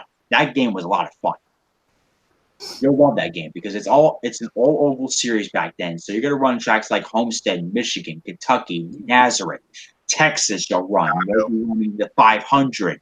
You'll be running a lot of different places. I'm excited to play it. I've never played it. So I'm excited to be able to, do videos on that and see how bad I am at driving an open wheel car. It takes time. Hell, I was horrible on Project Cars too, but now I'm like somewhat decent. So it's not as easy as you think it is. The problem is with open wheel cars that you got to trim it out. You got to trim it out to the point where it's drivable, but if you make a small mistake, you're being a wall. Yep. It's not pretty. It's not like, oh, I just scraped the wall. It's like, oh, half my suspension's gone. The wheel's off. Okay. Yeah. Those cars can snap on the dime. Oh, yeah. Like, if you run the apron and IMS, you're talking like you can snap around and crash. Yep. Maybe like you're on turn 2 incident. Basically. There's a reason why qualifying weekend's one of the most intense weekends on the schedule. And that's because they trim out the cars so much that if you trim out just that extra amount of downforce, you might be in the wall. Which, quite frankly, we had, unfortunately, with Hinchcliffe that qualifying weekend. We did. Took too much downforce out, right in the wall. Deja vu. And apparently that's what happened with Bourdais, too, a couple years ago. They took too much downforce out of the car and he crashed. That was ugly. We were up in the penthouse when we saw that. That was not good. Yeah. But you'll love that game. The game is great, and it gives you like a real, like, authentic experience for a 2003 game.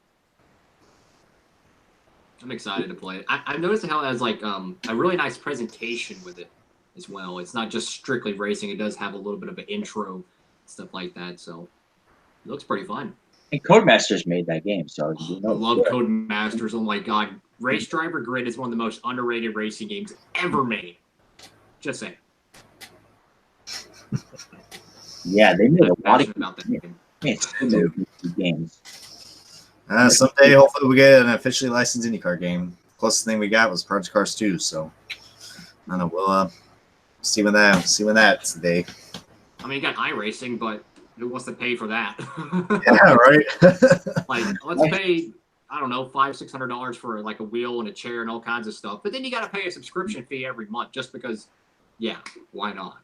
But you got to roll in that dough. Yeah. I got a feeling there'd be a lot of gameplay videos out of me and David if IndyCar made an official video game. For real. All of us will become an official gamer now. Look out, Window. Oh, man. That would be fun, though, if they made an official one and we all kind of got together on it. That'd be fun. I think it'll happen eventually. It will, I mean, because IndyCar, it's getting really popular again, man. Hell, I mean, give it a few more years, it's going to be, back like what it was in the kart days where IndyCar was at its prime. So it's only a matter of time, gentlemen. I mean, Forza could release a spin-off version and make it. Mm-hmm.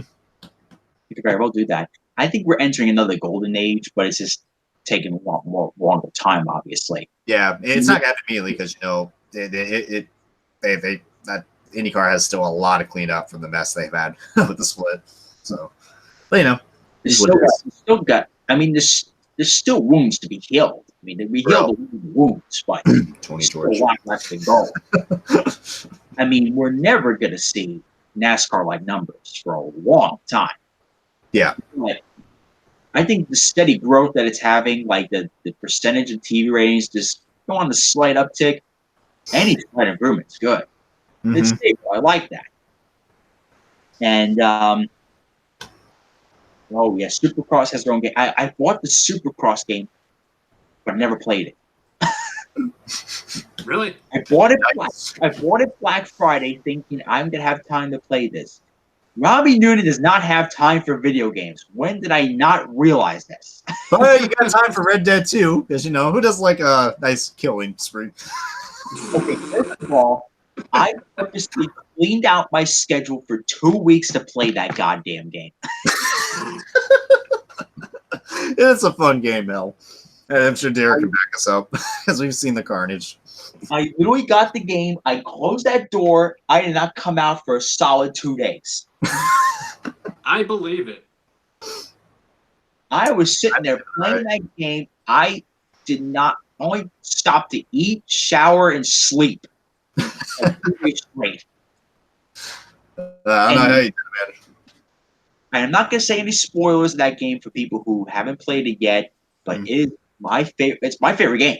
It really is. It's like watching a TV show. You get so invested into the characters, man. Somebody needs to make a movie out of Red Dead series. It is a great series. It is. And like the story mode itself is incredible. Mm-hmm. Like I like how it's the prequel of like Dutch's gang and all the guys are together, and how Red Dead 2 ends, and how it leads into Red Dead 1, and how Red Dead 1 ends. Yeah, that's some good writing right there. That's Rockstar for you. I mean, they do it with the Grand Theft Auto series. It's crazy. Have you heard anything about Grand Theft Auto 6 coming out soon? Apparently, I mean, they're taking sweet time. Hell, hopefully it'll be worth it. It'd probably take them a good 7 years probably to build that game. I mean, 5 released in 2013, so I mean, Who knows? GTA 4 got released in 2008, so that was like a 5-year time span they had. When GTA 4 in 08 and GTA 5 in 13. So, yeah. Wait, it's really been that long since GTA 5 came out? Holy crap! It has. I feel old. It still feels recent, man. I always love that story. Dr. Freelander. I still play San Andreas, and that was released October 26, 2004, and I still play it. Okay, Rob, I'm sorry, but that's all the time we have for today. Just kidding. By the way, your insurance ran out. You know, I hope you don't mind paying cash. From what I'm hearing, you clearly got some. Anybody who played GTA 5, you're going to get those references. No. Oh, yeah. I freaking love that shrink. He was funny. Yep. I love how you had the option. Well, spoilers, but actually, the game's been out for a while, so if you haven't played it yet, oh, well, it's your loss. I love the option that you had at the end that you can kill him or let him go away. I did both, and when you leave him to go, he dies anyway. Yep. You still see the headline, Psycho Shrink Dead. No, Rob. I love that one scene, with the Life Invader. Oh, my God. Life Invader mission was hysterical because he up the phone and his head gets blown off. And then you got Michael going, oh, shit. Brilliant. The NPCs are hilarious. So I loved how GTA 5 had the option you could like talk back to them and compliment them. And Red Dead takes it to a whole nother level. It's amazing. I love that you can interact with NPCs. On Red Dead, you can interact with people in a positive or negative way. If I'm in a bad mood, I'll antagonize the shit out of somebody in the saloon and I'll start a bar fight. I always loved playing Trevor because he always had the funniest stuff to say in front of people. I agree. Or every time he switched them, he's either passed out drunk in his underwear or something, or he crashed down a building or driving a scooter. Scooter bros or something like that. Yeah. Oh man, Trevor, man, how he was awesome. I love the game, man. I just love how we're just talking about GTA now, man. This podcast has been, interesting. Hope you guys have been enjoying it. It's been random, but yeah, this is like how our Skype calls are, man. It's just one topic after another. We cover pretty much every topic out there. I mean, yeah, it happens every time. It does, yeah. Wait for another month, we'll have another one. Somebody mentioned the NASCAR gameplay online. I haven't played NASCAR online since probably some years were in middle school. It's terrible. It is a complete wreck fest. It's bad, yeah. I mean, even the Heat Pro League is just a wreck fest. I know, and you're expecting the best of the best, but no, it's the game. I find it funny that they have a Heat Pro League for a game that is trying to take itself seriously, but it's a very arcadey game. It's not nothing like iRacing. Shit, even in our Tales 3 has more. I can consider it a sim racer than NASCAR Heat 3. I mean, the games that were made 20 years ago has a better physics engine than the recent NASCAR Heat game. It's pathetic. The Unity engine, man. Supposedly we're supposed to have updated graphics, but that's what they said last year. So I don't even want the graphics. I still play Thunder 03 and 4. I just want gameplay. I want realism. I want to see DNFs. I want to see pitch strategy, actual good physics where you can race side by side. They don't just dive on you. I mean, I can go on and on and on and on. There's a reason why, if I had a PS2, I would still be playing 2004. The OG EA games, those were the days. Best NASCAR game ever, Thunder 04, no question. I don't care who you are. Best game ever made in NASCAR. I remember my parents bought me the 2002 or 2001 version, and I remember listening to that soundtrack on a replay, the Sweet Home Alabama. My God, that was Thunder 2. Thunder 2, yep. Man. We had Sweet Home Alabama. 03 had Magic Carpet Ride. I think 03 soundtrack was one of the best. You had 2004 when you had one of the best soundtracks ever. Yeah, dude, the soundtracks were so freaking amazing on the EA Sports games. Heck. Let's talk about, throwback. The reason why we like it is because we like that genre of music. We do, yeah. It goes well with the atmosphere. It kind of gets you motivated, you know. Mm-hmm. And gets you pumped up for the game. You know, it's like it's welcoming. It works. It's like, oh, you're not just playing a game; you're a part of the experience. Yeah. And you what I thought was really clever about 04 is one of the songs was "I Hate Everything About You," and it was when they introduced the rival systems. So it kind of played into the theme of the game. Oh yeah. What was that 3 Days Grace? I think. Yeah. I think so. It was one of those. I think so. Yeah, because that's only. One thing about those games too was because, like, let's say for example, you had a full season mode here. Mm-hmm. What you did throughout the season affected how the commentators thought about you. Yes. Like Exactly. Yeah, that was really cool. Like EA Sports, man, they put a lot of effort into no career mode, man. Like if you had like a string of like top fives, they would say you have a string of top fives. If you had, you got a new sponsor. You got a new sponsor on board. It felt pretty damn real. If you had a new sponsor, like you just said, they say the guys got new colors this weekend. Or let's say, for example, you turned somebody last week. They would say, "Oh, X driver's not happy with this guy." Mm-hmm. Mm-hmm. It was real. Like it felt like you were watching a genuine broadcast.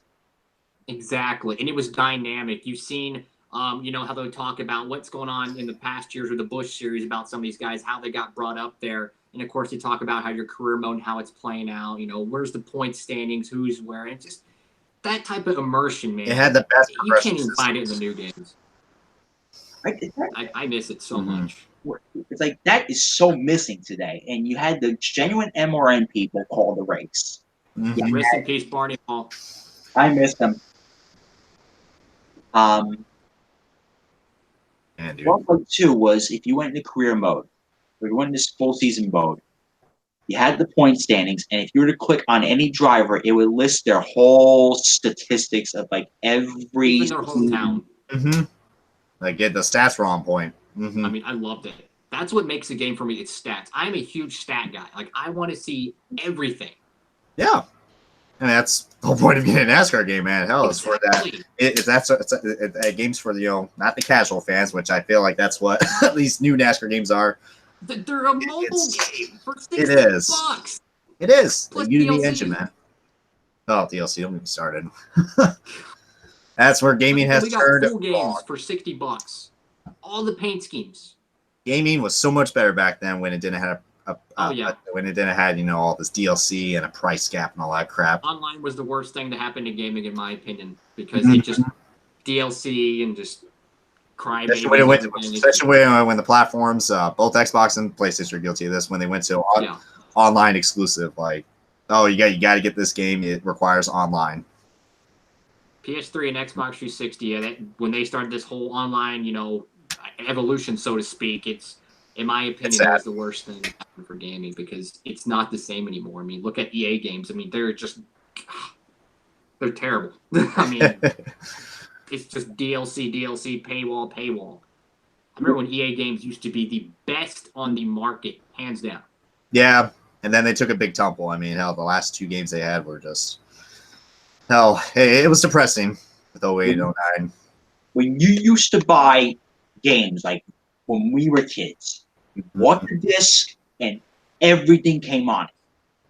DLCs, you had all the schemes. Remember when in 2004, when we bought the game, had schemes from back to the 90s on that goes on? Yes. Oh, yes, dude. Like that the amount of content they had, it was just amazing. Hell. It was so cool to see 02 paint schemes on an 03 body, like Bobby Labonte's 02 paint scheme, this interstate battery zone. You can get it on the updated scheme. It's like it just re-amps the paint schemes and it just makes the game feel so immersive.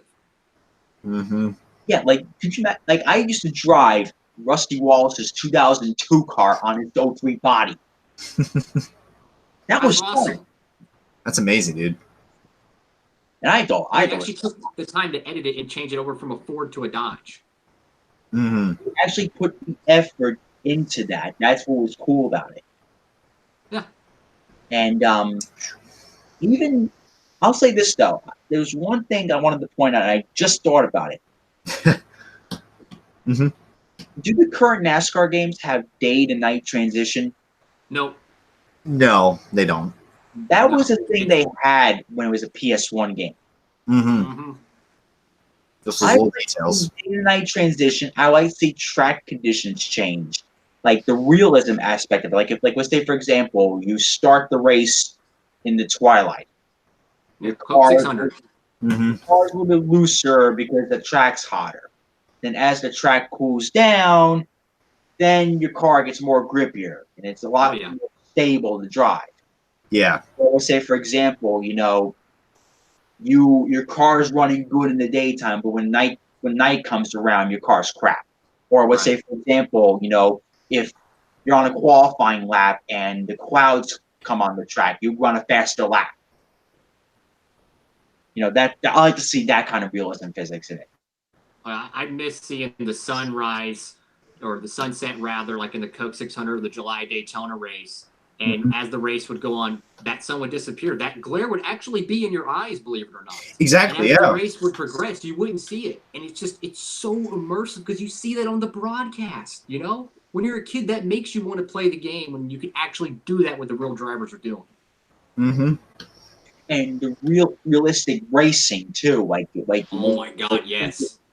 The racing was on point. Hell, it was good. You see pit strategy. I was playing Thunder 03, and I was going to win the Daytona road course.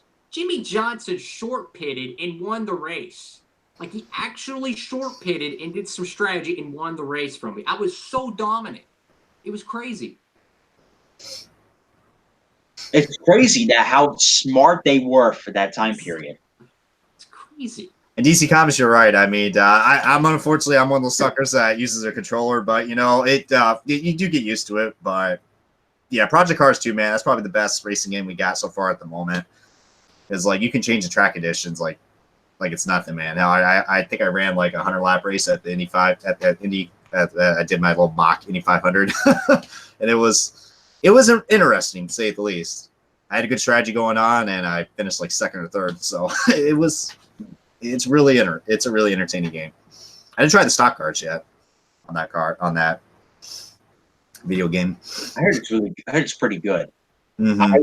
I tried doing a 2.4 hours of Daytona, and I had a great strategy going on, but I got beat by somebody. I think that somebody outpitted or short pitted, short fueled, and they beat me out of the pits and they won the race. Wow. Yeah. And Project Cars 2 is where it's at. They really nailed it. Great game for that hardcore racing enthusiast, especially if you like IndyCar and sports car racing and rallycross. Like, it's got everything, man. It's like almost a complete game. If it had a really good damage engine like Dirt or Grid, I would probably get it. Oh yeah, and I heard it's not really a simulator, but it's damn close to a simulator. Yeah, it's like the next level. And I want to get a wheel like Nate just said. I want to get a wheel. Same. But where the hell am I going to put it? Dedicate an entire room for that type of stuff. It's like you got to have the physics, and I like the physics of Project Cars, but being on a controller, man, I just don't know how good it's frustrating, but I've adapted to it. But you'll definitely have that more better feel of it if you have a racing wheel. So someday, I keep saying that, but I was like, diecast, and or diecast.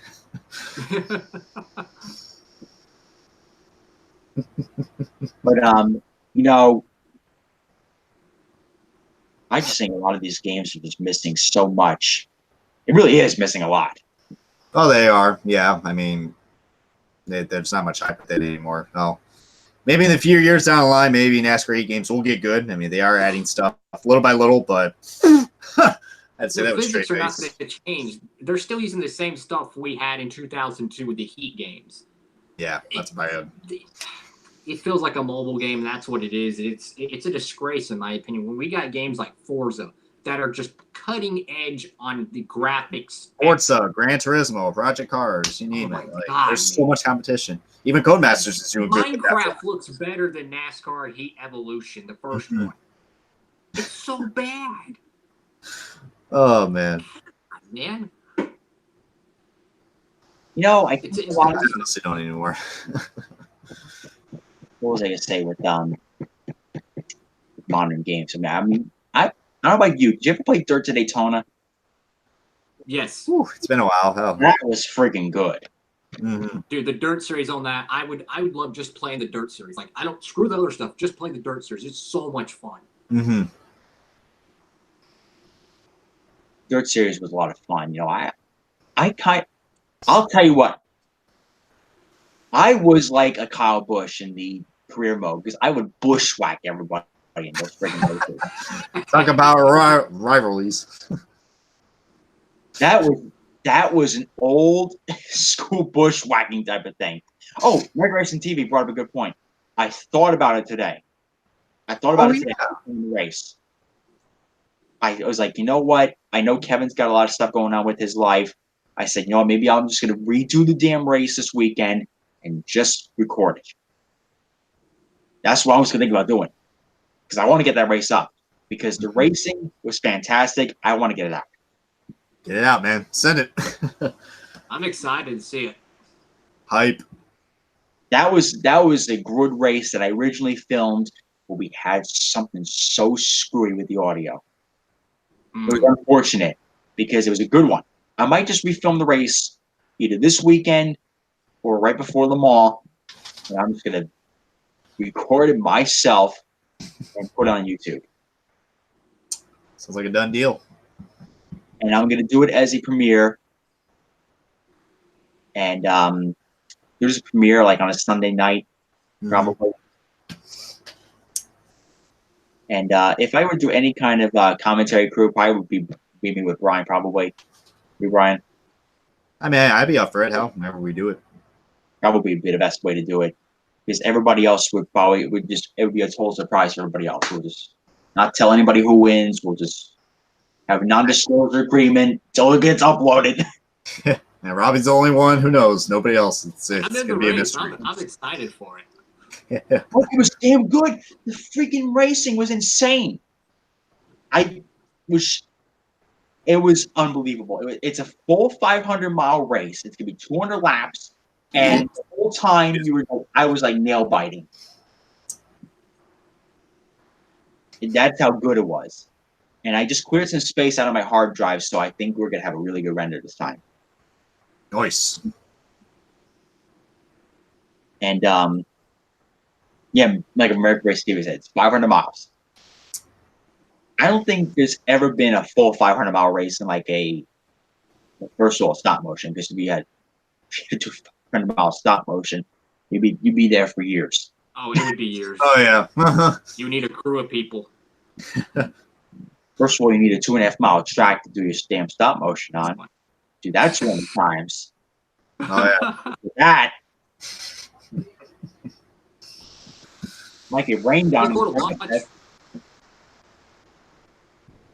I don't think that's going to work out. But yeah, I don't think it was ever one either. I think there's probably been a couple with the gaming community. I think there's probably been some 5-mile races, but this is pretty cool. Yeah. And it's going to be Auto Club. Auto Club will be the racetrack. Oh, dear.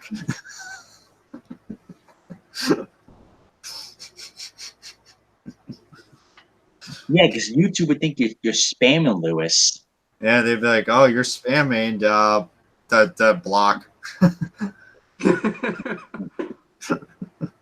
Like, hey, Newton, you're out of here. Lewis would be a spammer on YouTube, and Lewis would also be that type of guy that I would not want to take to a bar. Because if Lewis showed up with his ID, nobody's going to believe he's 21. He would have to, like, I don't know, like, wear a lantern to have his ID right there at all times, because everyone's going to be like, "Are you sure you're 21? All I can say is, if there's a sticker on his ID that says under 21 until this day, he better not remove it because everybody would think it'll be a fake ID when he gets his new license. Oh man, we only bust you, Lewis, because we love you, like a brother to us.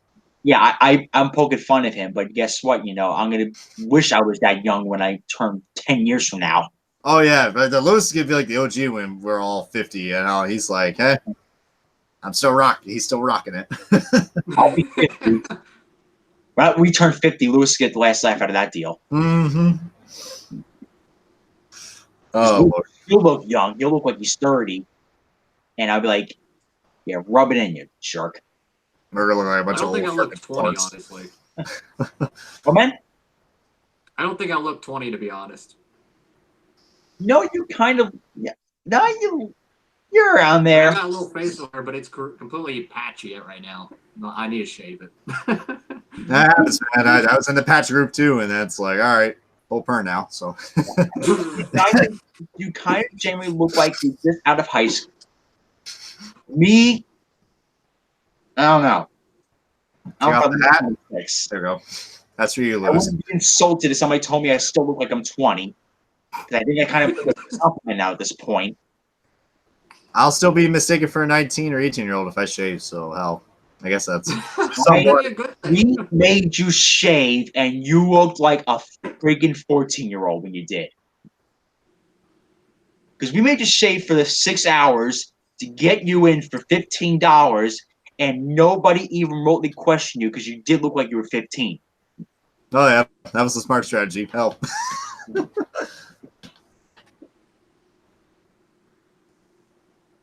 Me wearing a bandana? I don't know about that. I can see it. I think you can rock it. I know, I'm more of a hat guy. Hell, like even if I put the hat backwards like Junior does, I mean, I'd be like, I don't know if I'm that hip. Watch the next 10 years when I'm like 30, I'm gonna rock the bandanas and the backwards hat, trying to look cool. I'm like, dude, you're 30, grow up. Mm-hmm. Try to be that like cool dad. My time period has passed to be looking like that. I'll tell you that. Ah, Nate said you look like you're 15, Gary. Are you gonna take it as a compliment, or you're gonna take negatively on that? I think it's better to look younger than your actual age than to look older than it. So I'm gonna take that as a gain right there. I need to shave their I would not get insulted with that. I think that's a compliment, you know. Oh god, it was a forehead joke, of course. Look, Derek, this is what you came up. This is what you started.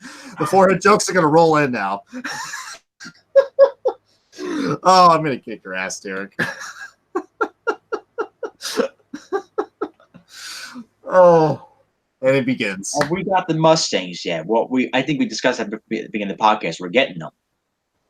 American Racing TV. Yeah, that's pretty American right there. They're in the mail. They're coming here. We haven't gotten them yet.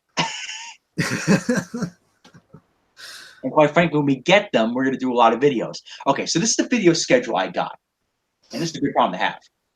So I got 3 118s. The 4 164s. That's 7 videos already as is. That's 7 videos. A whole week's worth of videos to do. Then I got 4 more coming on Saturday. That's I've already lost count. 11. And another 4 more. That's 15. Mm-hmm. 2 weeks worth of videos to film on Saturday. I gotta upload them in like what you call it, schedule uploading. If I upload all 15 at once, people are gonna think, "What the hell's wrong with you?" So spam begin. Quite frankly, the fact I was able to count to 15 at this late at night is incredible. That's an accomplishment at 11 o'clock at night. Like 15 reviews? What? 15 reviews? That's how many you got? Yeah. That's how many I got Try over coming in. 25 in the next 2 months. Yeah.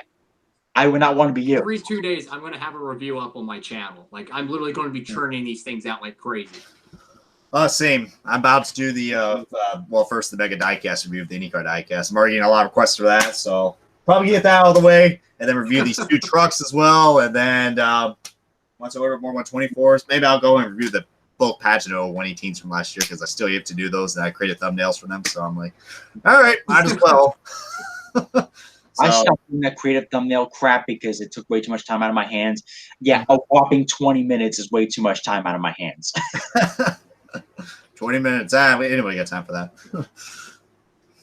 I take all my free time to do videos, honestly. Like, legit. Like, I come home from work, I'm recording, editing, or eating very unhealthy, spicy food.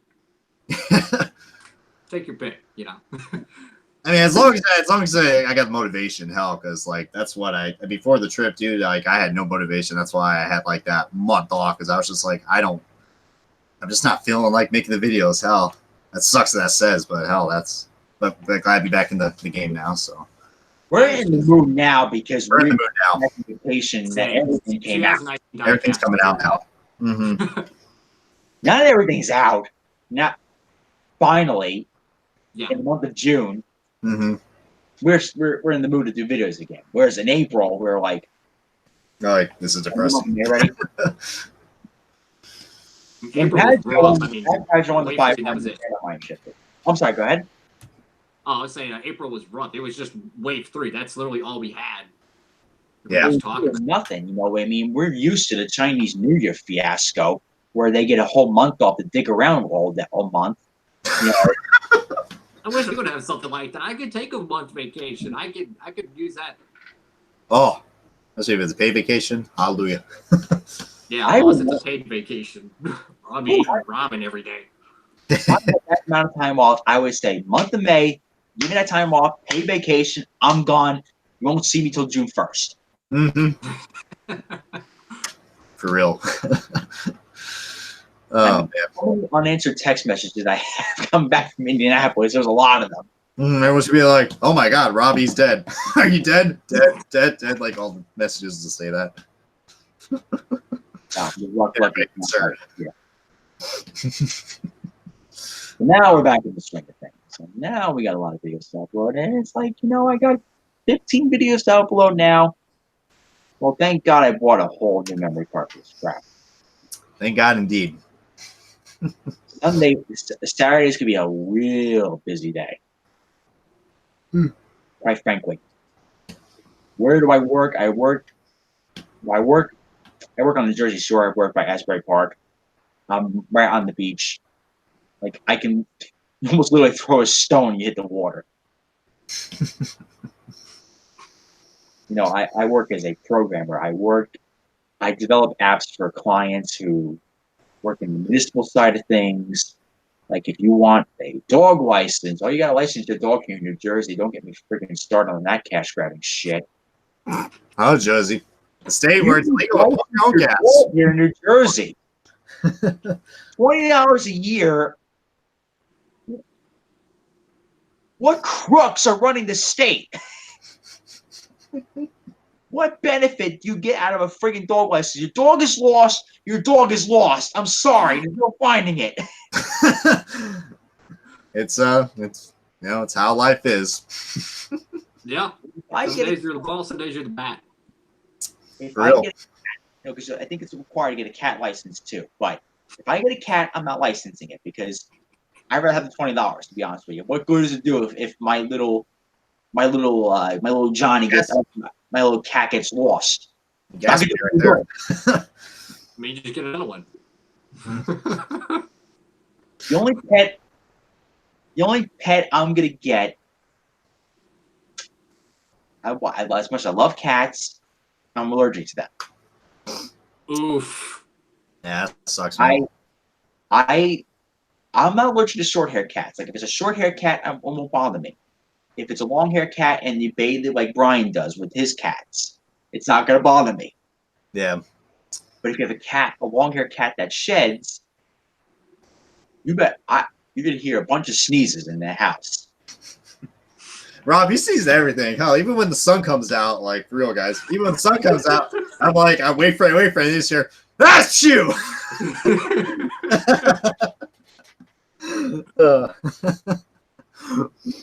Yeah. The thing is, when you know when the sun's out of the track when you're with us, because not only see the track get a little brighter, You can hear some loud sneezes coming out of me. It's true. Literally, I look up at the sun and I sneeze. I'm like, oh, here comes the sun. That's impressive. Yeah. Sneeze on demand. Little fun fact of the day. Fun fact of the day with me. You know, yeah, Nick points are good out. Dogs greater than kids. Yeah. Oh, good for AJ Sell. What's going on, man? Oh yeah, I noticed that. Yeah, they did that with the 118s a long time ago. They've done, but I think this year they just started pulling that. They started doing that on the IndyCars. From what I see, like the little DIN numbers right here on the under tray. Well, yeah, that's no, don't see the numbers, damn it. That's kind of not really a new thing, because if you look back at the old Dallaras that they used to do, like the old 03 Johnny Lightning cars. Lightning cars, yep. They had those on there too. It doesn't give you a full production number yet, but that would be nice. I think on one of my Pageant cars, actually, I think there was actually, the Pageant I just showed you, that the number's 2248, so 22. How about that? That's pretty cool. Well, that's a Illuminati right there, my friend. Illuminati confirmed. All I can steal. It's on eBay for like $30. It's autographed too, so. Quite frankly, if anybody in this video watching orders the Pagano regular car, I'm going to send somebody just to smack you upside the head if you don't. Someone's going to buy it. Someone's got for real. Hey, it's a good friend, Brandon. What's going on, bro? Oh, Brandon, the one I met at Pocono. It wasn't hard to recognize me that day, I'll tell you that. Oh, the bright yellow hat and the bright freaking orange hair. Yeah, and then Noonan's a walking meme, so. I was for real though. Really upset the Haulers did not have a neon Ryan Blaney hat, because I was gonna wear that and be like, "Oh, just look for a schmuck in the bright neon Ryan Blaney hat." That's me. Oh, did you? You didn't order that bright yellow Ryan Blaney hat on the website? By the time I realized it was up there, it was Wednesday already. By the time I ordered it, with my luck, it would have not shown up by Sunday. That's a big F right there. I have great luck with the post office. Wonderful luck at the post office. Oh, I hear you, man. Whew. Crazy. What's the next Diecast collection video? Well, unfortunately, you can't hang up anything here because this is a rented apartment here. They don't like stuff hanging up on the walls, so everything's all in the bins. I mean, I can make a video of all the friggin' bins I got in here. I can unbox this shit. A little mock unboxing, be like, oh. That's what I want to do. Make a nice long premiere out of it. Have all of these suckers be displayed. I have every one of these from 2002 on forward, besides a few of them. They got me beat. Hell, I got every single one from like 2016. About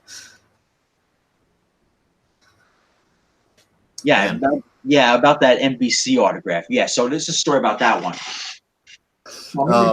I'm in the garage area.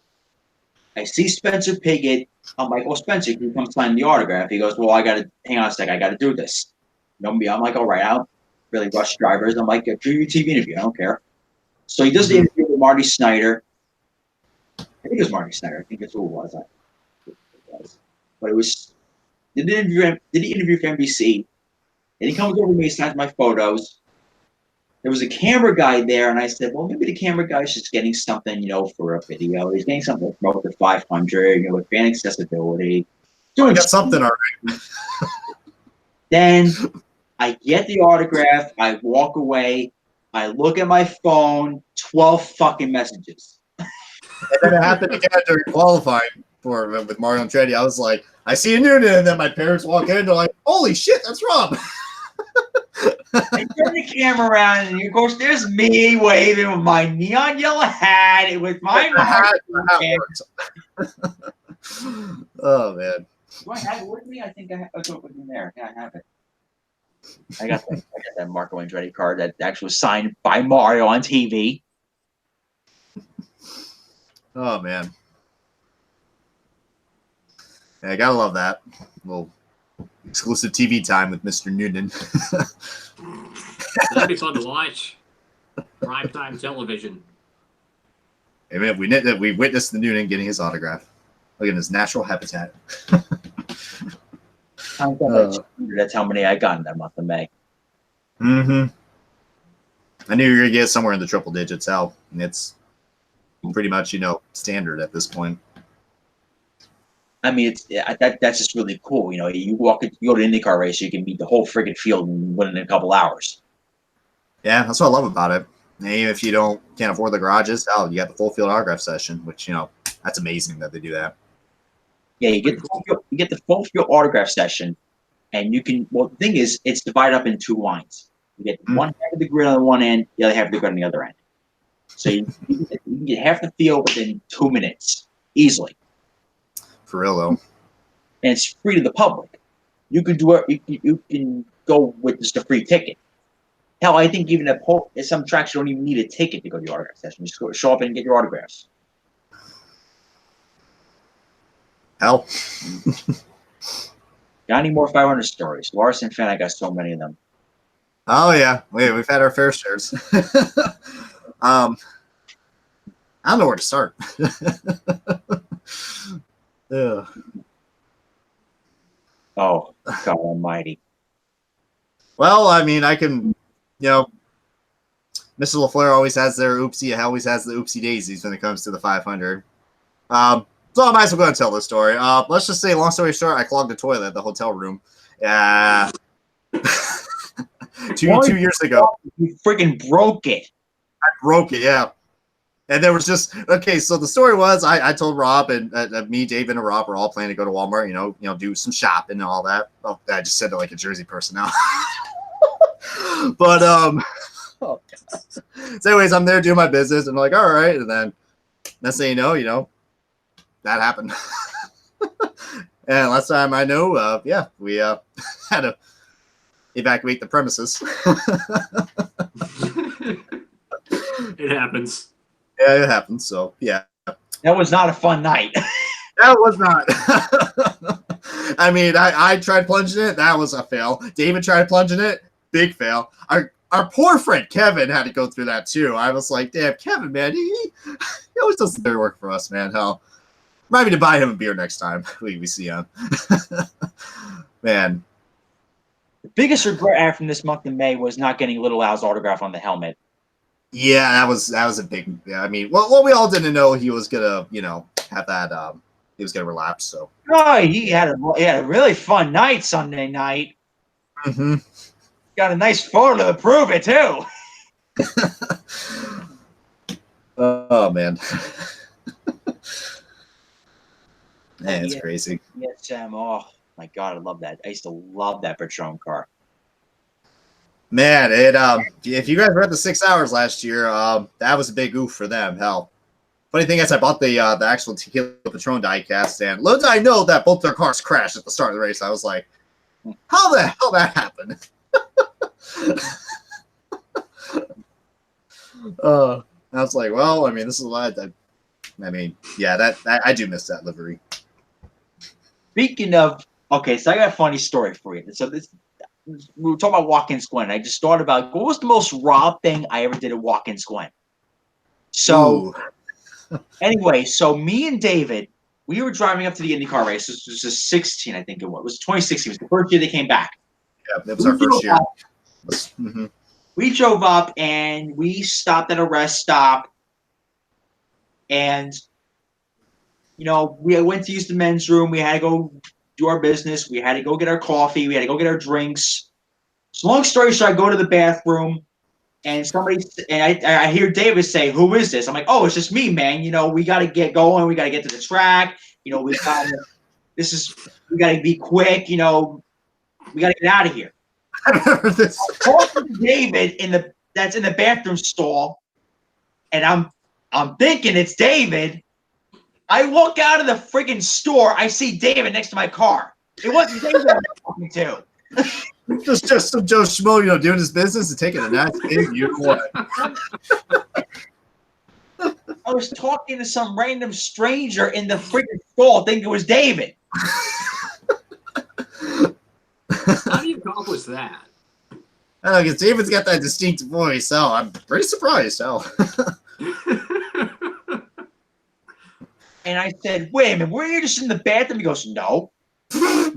What? Who the hell was I talking to? Oh, man. Lord only knows what the hell's going to happen in the 6 hours. There's going to be something, to say the least. Oh, well, RC fan brought up a good point. I take a photo of the sign that says this is not a photo location. I always love that. Yep. And then when it comes to the trips, and there's either me, Rob, or David, there's always something. So that's why we love doing that. Hell, we love seeing great racing, and more importantly, we get some funny stories to talk about as well and experience as well. So yeah, it's always good. So watch out, Watkins Glen and Pocono, because those are the next races I'm planning to go to. Yeah, 6 hours, the IndyCar Pocono race. I'm gonna try to go to that one, since I'm hearing rumors that Pocono might be a no-go for next year. And then I might do the NASCAR Watkins Glen race. So that's what I got in store for my summer, hopefully. I'd love to go to the Watkins Glen race. I think that'd be fun. It is, man. The stories. Pocono trip was fun and all, but I think it was just very focused on the photography. That's what I was really mainly trying to do. I don't really have any stories. I'm trying to think of one though. All I could think about as a story was I was about to whip out my bronze badge and be like, and I was like, "Oh, I can get in." No. Hope those Mazdas win. Yeah, as long as they don't have blow up and have an electrical issue. Oof. Oh, Bigger Mazda at Indy or Mazda at Daytona. Mazdas are actually competitive. Look at them go. Oh, wait a minute. Oh, there it goes. There it goes. 1 month in May, I was able to walk up to the gates an hour early and get in. When I was at Pocono, I was like, wait a minute, get out of that mentality. You're not at the IMS anymore. You can't get in. Stop Yeah, the line. You go over your bronze badge, you can be like, wrong track, buddy. You'd be like, ah, shit. So. Well, and also, I know my friend was worried about the weather. Ryan, 100% chance of rain at 4 o'clock in the morning on race morning. Dude, the Indy 500 is not going to go on. It's going to be a washout. We got the whole 200 laps in. My point exactly. They told me Sebring were just cruel. Well, Sebring, meh conditions the first hour. So it was okay after that. I took my camera out, and I'm so protective of my lenses. The first hour of Sebring, I actually had to put a sports towel over the lens so it wouldn't get wet. Some guy next to me had a plastic bag around it. I'm like, we're cheap asses. Protecting our damn lenses. I'll tell you what though, if I went to Daytona for the 24 hours, I would have needed a boat getting out of there. 100-year flood showed up to that race. Yeah, you could practically do fishing, not in the actual lake there. Probably catch something along the way. Oh, piece of Mazda. There you go. Poor Mazda. They had the best. They set the track record, but they kind of record of their own. They were on fire. Skipper, what's going on, brother? That was a big fail on their part because they were fast for the first couple hours, but then guess what? When nighttime reality. Oh man, someday. Now, give them credit though. How no longer with that Sky Active program. How they were slow as shit. And when I saw Hinchcliffe was driving for them, I was like, "Ah, Hinchcliffe, I'm glad you're with them, sub. But why the Mazda Sky Active? That thing is slow." If you're at a race and if what conditions, this is what I learned. This is what I learned at the track. It might be helpful for this one. If it's gonna be a wet race, always bring an extra shirt and always bring a couple extra pairs of socks. That'll help. That'll bail you out. And be prepared. If I know it's going to be wet, I always carry a couple extra pairs of socks because you know me, I'm going to fucking step in the one puddle the whole racetrack and I'm going to get my friggin' shoes wet. Yeah. Just be squish, squish, squish all the way home. Like, just wear boots and you don't have to worry about that. And I'm going to sound like Squidward the whole day. I mean, you already self-identify as Squidward, so that'd be perfect. Hey, perfect, yeah. Get you a blue. Get you. I'll have to make you blue, and then just. Squidward is my spirit animal. I grew up to be exactly like Squidward. Wait. I mean, yeah. I dread getting up in the morning. I'm a very monotone person during the day. Every morning I wake up saying, why did I get out of bed today? And I always say another day, another migraine. I mean, we all have our Squidward moment, especially the older you get. How you just become more sympathetical with Squidward, because when you're a kid, you're like, oh, Squidward's a bad guy. He's no fun. And you're 20 years old now, and you're like, holy crap, I'm literally him. How old is Squidward now? How life is. You sympathize for Squidward. That tormented soul. Mm-hmm. Every time SpongeBob is just tormenting. I'm like, no matter what Squidward does, every time he's happy, there's some yellow cube that just shows up. Just a yellow shape. Big fat pink star too. Okay, literally, when we're on a Skype call, we're literally those characters. I'm like a Patrick Star because I say stupid shit.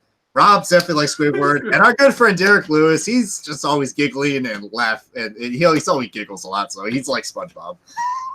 I don't know what I would be. I don't know. I'm very quiet, so I don't know. Maybe I'm like Gary. I don't know.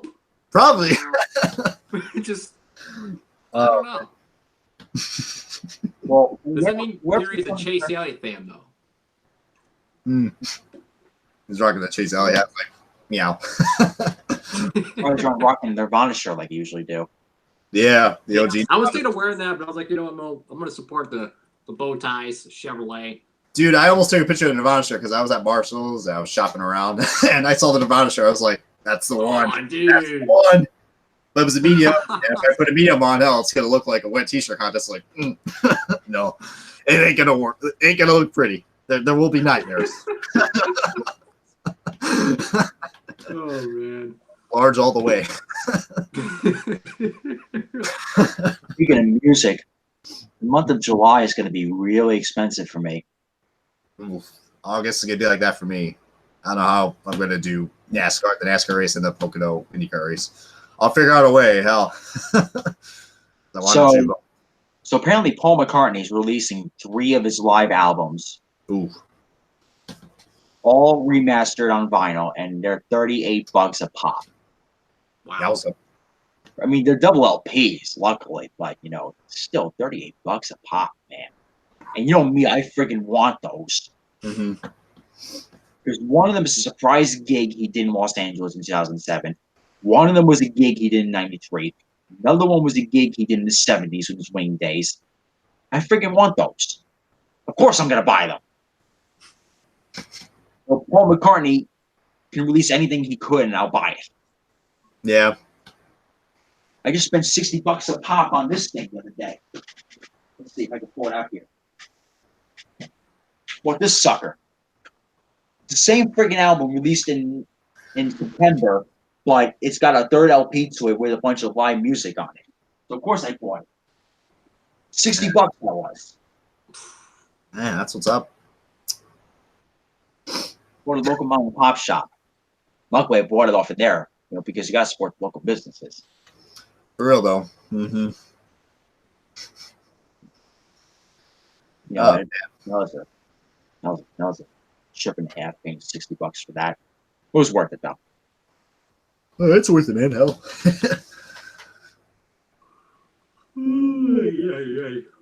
Yeah, they were all getting to that point. It's like, all right, wrap it up. Yeah. It's only like 10:40 here in Texas. Oh. Wow. Holy moly. Meanwhile, us East Coasters, we're about to reach midnight in the next 20. So we're getting there. On Friday. Oh yeah, good old Friday. Friend Chris Aurelio showed up here. Chris Aurelio. I can't wait to see him fly rock. Oh yeah, Can't wait to see Cole. Both very nice guys. Chris Aurelio. Hey, hopefully we're gonna see you again at the 6 hours. It was cool to finally meet you at the 6 hours with Mr. David Land. Unfortunately, Mr. Noonan's car decided to say, "Hey, screw you" that weekend. Oh yeah, I'm a big believer of hopes and miracles. Hopefully, so yeah, if they can make the Indy man, hell, they can make it to the climb. Hopefully, it's not a massive heat wave again this year. I think I had a better view of the race, honestly, and be in my air conditioned room. And worst case scenario, hell, we'll keep it up with with that. Hopefully, Chris, we see you at the Lime Rock race, and hopefully you should come to Pocono. That'd be cool. Because I think Pocono is going to be a big gathering this year, because I don't know if it's going to be the last race, because I heard, they were talking renegotiations, but I also heard Richmond be coming back. But I'll be either one, because if Richmond comes back, I'm buying tickets when they come out. Of course, I would miss Richmond. I like to be in the pit area for that. I like to be in the pits, photo shooting Richmond. It'd be easier to shoot the cars because they're on the road course. They're just short oval aero kits, so bigger wings, bulkier car. Camera would love it. Oh, that'd be nice, yeah. Especially since you haven't got that specific car on the oval. Yeah. You never been to a short track, yeah. IndyCar race. I have not been to a short track IndyCar race yet. I've been to a super speedway. I've been to a road course. I've been to a street course, which was St. Petersburg, but I've not been to a short oval yet.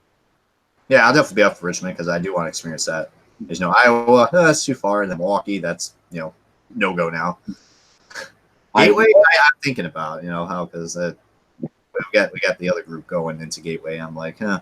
And if Lewis goes to Gateway, then I'm like, all right, well, I'm gonna find a way to get up there. You'll love Petit Le Mans, Chris, because Petit Le Mans at Road Atlanta, it's like a national park. That place, you're literally in the track, and there's woods around you. Petit Le Mans, oof, that'd be a dream. Track. You pull out your camper, you in the woods. You're like, I wonder if there's any bears around here. Really grizzly bears, grizzly, yeah, grizzly. That's a word, Brian. Legendary Larson just commented. Legendary Larson said about Michigan. Michigan wants to claim they have the Irish Hills. They're mounds. You want hills? Go to Road Atlanta. You need a hiking stick. You'd be playing the Cliffhangers music when Price is Right going up there. Oh man. You need your hiking I love stick. that game. I do too. I love that game, man. Price is Right is the OG game show, man. Me and Rob were literally watching the episode when we were at the Penske autograph session. We were waiting in line. We were there because we got there like a good 2 or 3 hours before the session even started. So we saw the one with Zach Beach, and that was pretty entertaining. There were a lot of happy people in that winning big. I love that Cliffhangers game because I like seeing that guy fall off. Yep. I love the part where they spin the wheel and you'll have that one person that will lose their balance and fall straight on their ass. I love it. I always have a weakness for people falling. It just gets me going. That screwed up his ass sounds. But Larson fan, it's like they always advertise the Irish Hills. I don't see any hills in Michigan. You want hills, you go to Road Atlanta, get your old hiking stick out, and hope you make it to the top of the hill before you drop dead. Well, damn, I got dark fast. Because I was like, can we get a golf cart up this hill, please? Ugh, I can only imagine, bro.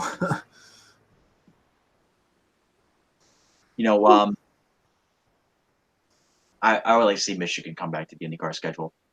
It would be awesome. Cole, let's see, who do you think is winning the Cup race on Sunday? I see Penske win it. Penske, I hope it wins it. I hope my boy Blaney can pull something off because, man, That'd be awesome.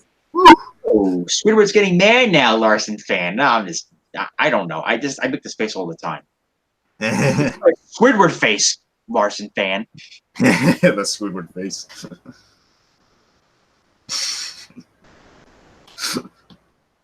Cole Fisher, oh, he's a good friend of mine. I got to get his. I have his hero cards playing in a special place. I put it in my helmet box so they wouldn't get bent. Oh, that's something. That's hero cards from the Penske autograph session, and I'm gonna put clear as day freaking instructions: do not bend. Do you think they'll listen to me? No. There's gonna be those damn post office. Be like, oh, decide that. Let's fit it in the mailbox. God.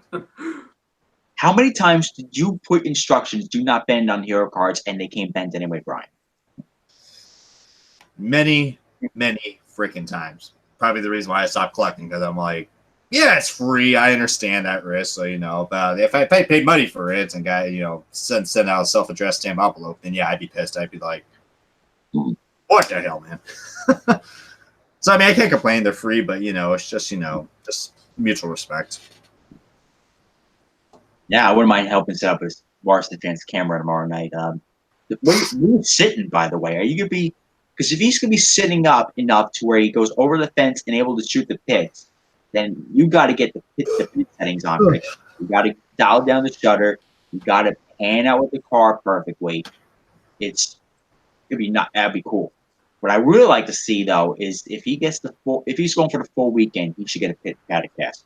Get down to the pits and shoot the car coming down the pits. That's where it's at. Wasn't there a Mario Andretti diecast this year? Yeah, they made the Spark model of the '69 winner. 143rd, you got to pay $80 for it. Yeah, but that's a model, guys. Those things are delicate, but freaking amazing. AKA, I'm not responsible to hold up one of those things. Oh, I mean, I did it with my Tequila Patron card, man. I immediately put it back on the base and screwed it back in. I was like, whew, this is very delicate. This is not a diecast. No, I won't be at Daytona July race. The only time I'm going to be at Daytona is going to be next January. We don't know if we're doing the Roar or the Rolex yet. We got to think of it, Brian. We got to do one or the other. True, yeah. I mean, I wouldn't mind for either one. The Roar would sound pretty cool, to be honest. Yeah, the Roar was good because it was right after New Year's, it was right after Christmas, and it was like, oh, you get to go to the track. Oh, it's right there anyways. And plus, with the Roar, you can walk anywhere. It's like you don't have to go to people's campers and be like, "God, the smoke's going through my camping spot." In my space. I think I will do my best to be mid Ohio, but it's all going to depend on money. If the money's there, I'll go. Money's not there, I can't go. Unfortunately, right. I think I need a couple more car repairs to do before it really gets to the point where it's perfect. And I got to shout the money. And I don't know what I'm going to do with that. I would like to meet you there too. I like to meet you there. I like to meet a lot of people there. It's a fun freaking track. I love it. Quite honestly, I'd rather be in Mid-Ohio, but I wouldn't mind going to Pocono that weekend. True. I think Pocono is such a fun, photogenic place. You're down in the pits. It's easy to shoot there. It's fun. But I personally prefer road courses. Road courses are easier, so to speak, to shoot at. What I like most about the track, I like the fact that, you know that part where you crest up the hill, you make the left, and you go down, and you make a nice sweeping bend? That's where that section, there's no fence blocking you. I can pan with the car and just shoot along the way. That was Directions with Robbie. Directions 101. I don't know the geography of Mid-Ohio, so I kind of need to describe it as like I'm driving the racetrack. Whereas Watkins Glen, I can tell you the heel of the boot, the toe of the boot, the 90, the S's, the bus stop.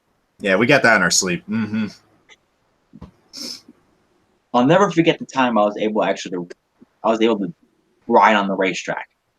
I walked up the Graham Ray Hall, the autograph session. He goes, you'll like this. And I'm like, the hell is this? He goes, oh, it's a hot lap pass. Well, shit.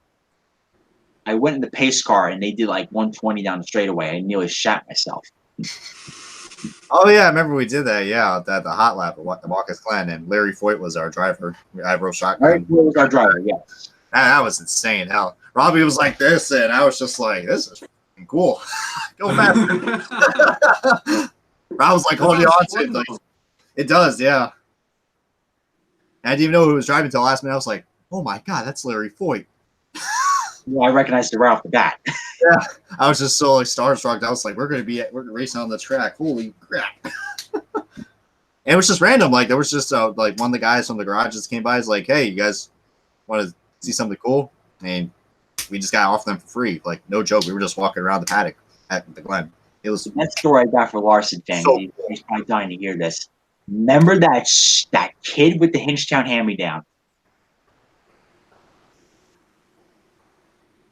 That was literally the only time at the racetrack where I genuinely thought of hurting somebody. He even got, oh man, yeah, it was you, me, and David Land's sister. Like, oh my god, and that she was even irritated with it too. I was like, that means something right there. It was me, David, Brian, and Katie Land looking for the Hinchtown hand-me-down. It was a big prize that Hinchcliffe gives out. Hinchcliffe showed a picture of his transporter. We went to the transporter. We asked everybody, where's the coin? Where's the coin? Nobody would tell us. Then this little kid shows up with his parents wearing all Hinchtown gear, and he's got the freaking Hinchtown gear. And I said, watch, they're going to tell this son of a bitch where the coin is. And they fucking hand it to him. Wow. Wow. Yeah, that was a big F right there. That was no bueno. Oof. No bueno indeed. I said every curse word in the dictionary as I was walking with Katie down the paddock area. Oh, you were definitely mourning about Dick killing that kid. I was like, and I saw him the next year with that freaking coin. I was contemplating taking and shoving it down his throat. oh, there goes the PG rating. Oh my god. I'm like, you son of a bitch, you had to return back. I mean, you win some and lose some, and then with Rob, it's just like.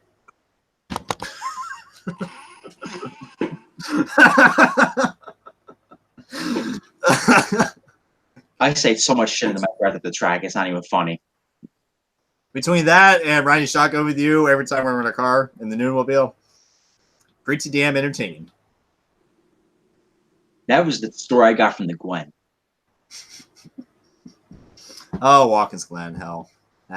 Good times. Hopefully they go back there next year.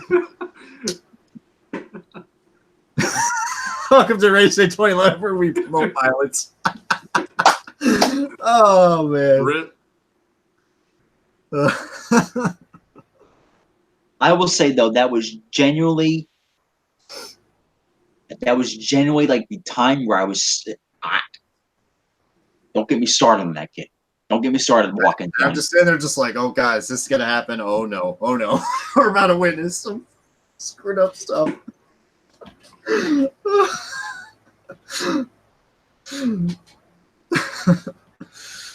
Luckily, they weren't as bad at IMS this year. I mean, every year I always got cut off by kids at the track. Oh, yeah. But, this year they were kind of well behaved. Yeah, they were, man. Hell. Which is a damn good thing. Mm-hmm. What a fun time we had this year at the Speedway. Oh, for real, yeah. What a fun night we've had in general, man. Hell, if we're about to enter almost 3 hours, holy crap. Oh, I think it's starting to get there. What our Skype calls are like. Our Skype calls are just like. This is basically like our Skype calls. Hell. How long have we been live? Right. We've been live since 8:30, so like 3 hours. Oh my lord, where did the time go? Where did the time go? Hell, I just love how we just went to Diecast, and then we talked about racing, and then right there we're condoning to violence now. I mean, violence, SpongeBob, video games, Diecast. This was interesting. I mean, everything's on the table. Oh, there's no limits. We're like Texas this weekend. No limits. No limits indeed. Hell, unfiltered and no limits. Hell. Well, hopefully this will be a weekly thing. Hell, I mean, hell, this is already the second one we've done. So hell, if you guys enjoyed, hell, we'll do more. I had a blast. I'll back up Nick's statement. Nick, please come to the speedway with me. Please allow any little son of a bitch that cuts in front of you when there's a driver in front of you. You'll know. Like Rob has that body language where he'll start twitching his eye and he'll just be like, "Oh, I mean business when I come on, hurry up." Oh, Brian's seen me have eye twitches before. He's seen me like really tap my foot when I'm in a rush to get somewhere. And you pace. I'm like, oh boy. Yep. Especially when the pacing starts, I'm like, oh boy, this is not good. You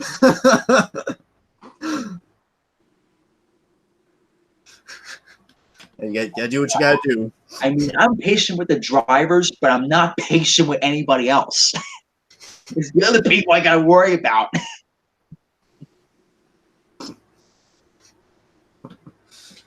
Oh, DC Comics, that is an easy question. Well, I listen to the Beatles to calm me down. I don't. Even if Rob was pissed drunk, I don't think he would listen to gangster rap. You sure about that? I don't know. Rob's. I say he's a classy drunk. He's like a silly drunk. No. Okay, the one time I got drunk in front of you guys, I was nonstop laughing. Yep, you were Mr. Giggles. So. I'm Mr. Giggles when I get drunk. And that was like 5 years ago, and I haven't gotten drunk since then. Brian is the stupid drunk, where we have stories of Brian drunk before. The list can go on. I've had to drunk sit this asshole a couple times, and let me tell you, I have stories of him. Probably for another time, but yeah. Man. I remember one time he was so drunk that he was on a call with an old friend of ours, and they tried to convince him that he was Cinderella. Oh God! Wait, was that Seth? That was Julian. Oh God Almighty! Wow. Oh my God, dude! Remember the time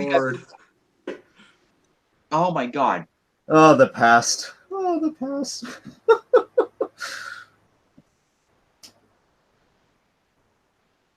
I don't know what kind of drunk I would be. I don't know what kind of drunk Garrett would be. I know what kind of drunk Brian is. Lewis, I feel so sorry for because I would hand him one drink and he's passed out sleeping. I can see it. Looks like a picture of being a sleepy drunk. And I don't know. Oh man, It's a mystery. Yeah, it's quite a mystery, man. Hell. There we go. Oh, geez, Garrett's frozen. Hey, Garrett lagged out. I think that's our time to really. I think that's the cue. I mean, well, we got a nice screenshot of Garrett right there. So, well, I mean, at least I did. Hell, I don't know about your guys' end. Garrett's very happy. So, I'll give him credit. It looks like he's drunk in that photo. Man, he's just like, hey, what's up, guys? Oh. But I think that's the cue, guys. Sal, it's been a blast. That's our cue. We're out of here. Oh, we only got 2 minutes till midnight. Oh my God, this is a long stream. I'm out. See ya. Well, anyways, next time we'll be seeing you. We'll be behind the camera. You won't see my ugly face again for a while. Peace out. All right. See you guys later.